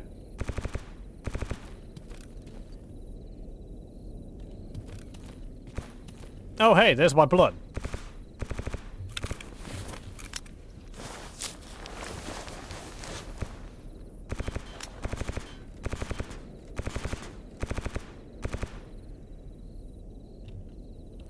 There is ricochet in this game. Bullets will bounce off surfaces. You can get hit by the ricochet. It's rare. But I'm pretty sure I have had it happen. It's easier to see in the base game. This mod sort of makes it a lot harder to see bullets.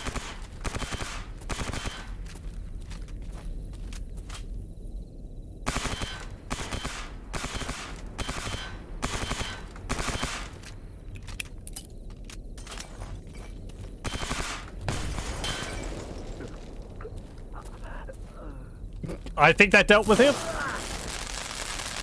And that anomaly dealt with me. I didn't think I was close enough to that. I thought I was going to tie it up in 10 minutes.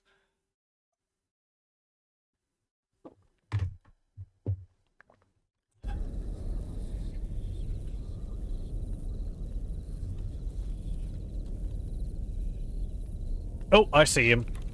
I see you. You're over there.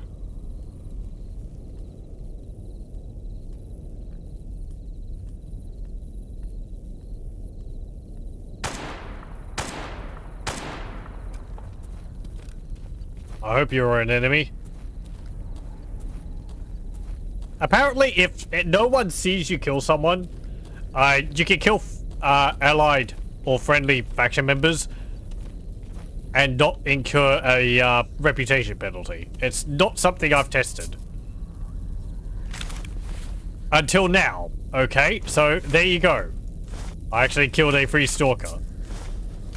I feel kind of bad about that. He would have been a friendly. Oh well.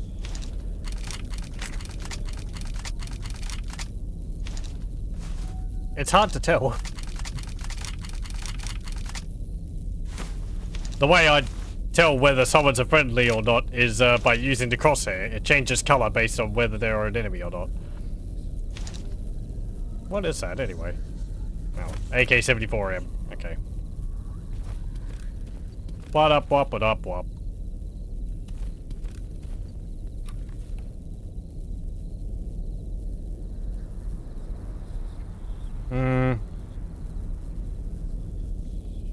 Actually, I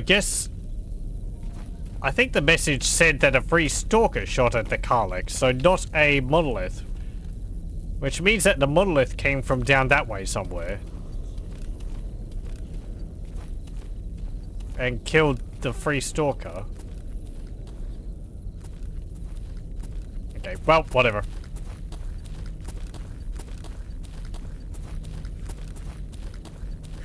Let's head back to Rostock.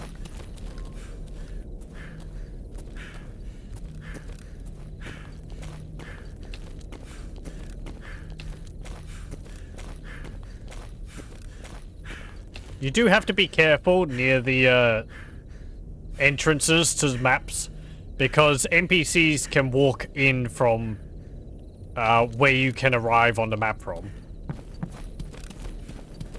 And they can spawn right behind you. So from over there, you could have, like, Dusias or something pop in. I have gone onto maps, specifically the Red Forest map, and right behind me was a load of monolith, which I had to use a grenade to get rid of. But I couldn't loot them because they were beyond the transition point to the next zone. So I couldn't reach their corpses.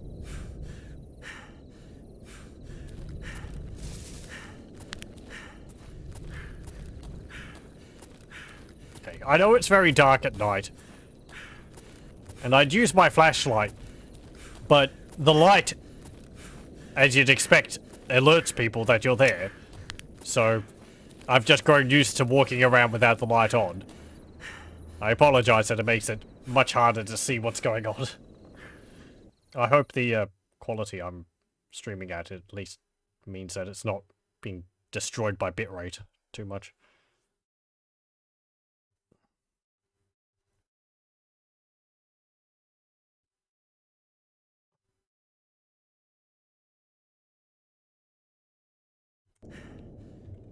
Okay. Also, using the flashlight means I'm using up battery power.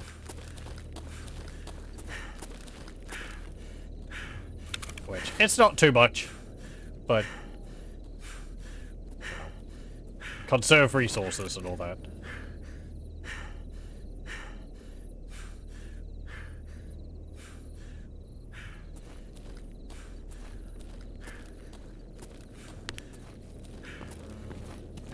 Yeah, what are you running around for? I guess you're going to, man the frontier or something?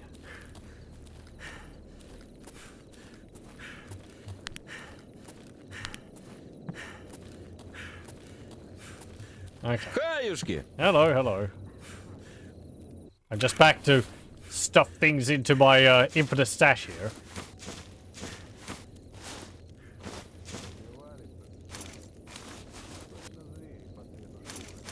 I got a barrel. That could be useful for a pistol. Those metal bottles in there. What are those good for, anyway? Radiation reduction. That'll satiate you a little bit. Zone-produced vodka. Unhealthy. Yeah, okay. That's why I'm not drinking it. It's probably more just straight ethanol than anything else. I have enough problems without poisoning myself on top of that.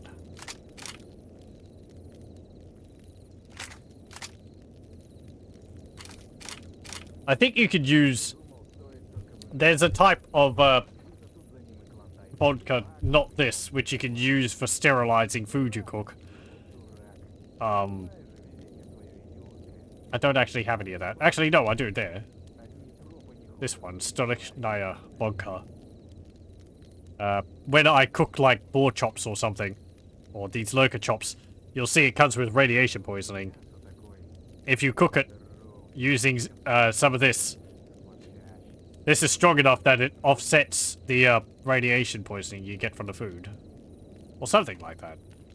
I haven't actually done that yet.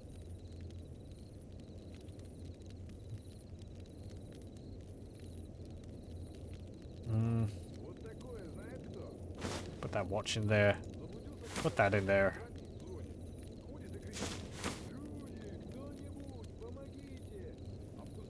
I can do with some more med kits. I don't have any. I've got this one here. This is what I mean, these IFAKs. These cars are more valuable. They are better, but I used to have a lot of these, so I ended up using them all.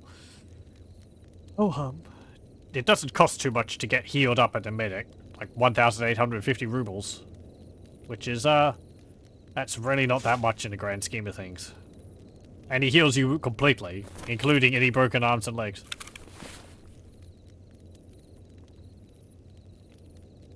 Okay, let's have a look at this padlocked steel box. What do I get? A lot of stuff. Horse figurines, a PDA, a decent hunting knife, light armor repair kit.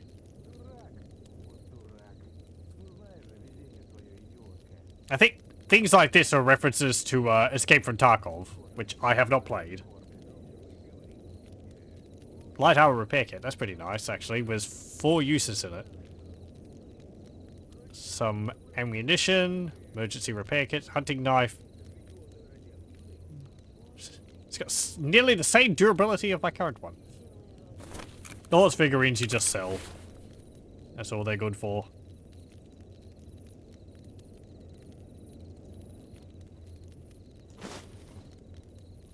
Okay. We'll put that repair kit in here though. That's That's all right.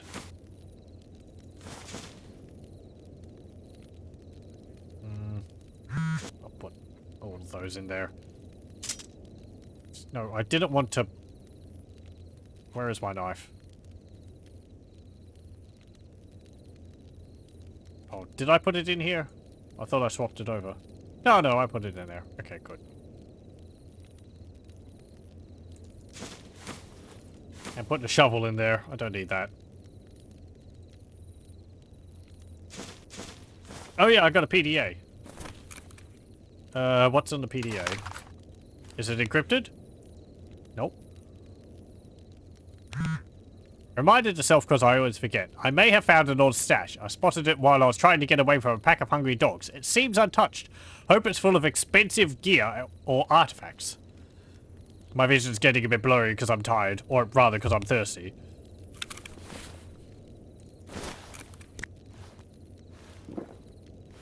So we'll have some water. Now where did that pop up? The game doesn't actually list, like... which stashes you read about and which. So I just have to look at my map and guess which one's the one I just got, which is a little annoying. Because I've got a lot of stashes on here.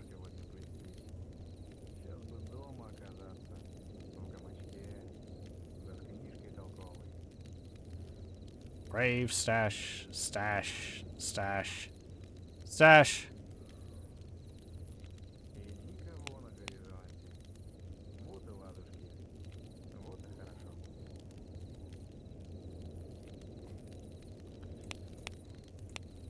Up here?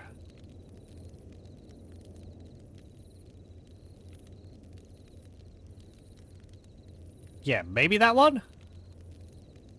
Shashok Veteran. Is that the dude I was just reading about?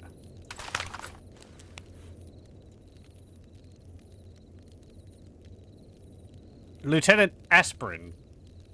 Sostradov. No, not the same guy. No, don't put that there. Stash. I don't really want to go there. There was a pseudo-giant there.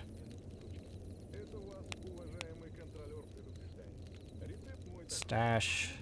What about here? I haven't been into this zone. This is Limansk. And this is Dead City. There is a lot of mercenaries here. Yeah, over here. Okay.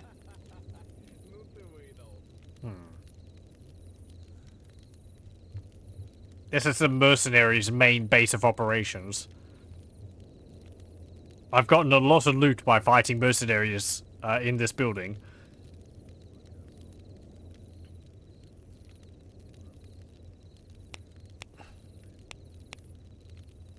Some of these stashes I haven't gotten because it's not really worth it. These ones in particular. These piles of rubbish here, they have a very thin zone around them, which is extremely high radiation. Walking through it will get me like 3,000 MVS, MSV very quickly. And that's like lethal doses. And the stash just, from what I've seen, doesn't have too much in it, so it's not really worth it. Okay, well, we'll save it here. Save under artifact hunting. And we might continue with this some other time. I don't know, we'll have to see. Maybe I'll pop into it every now and then on stream. There's some other things I like to go with as well. But anyway, I'll thank you very much for joining. I hope you join me again next time.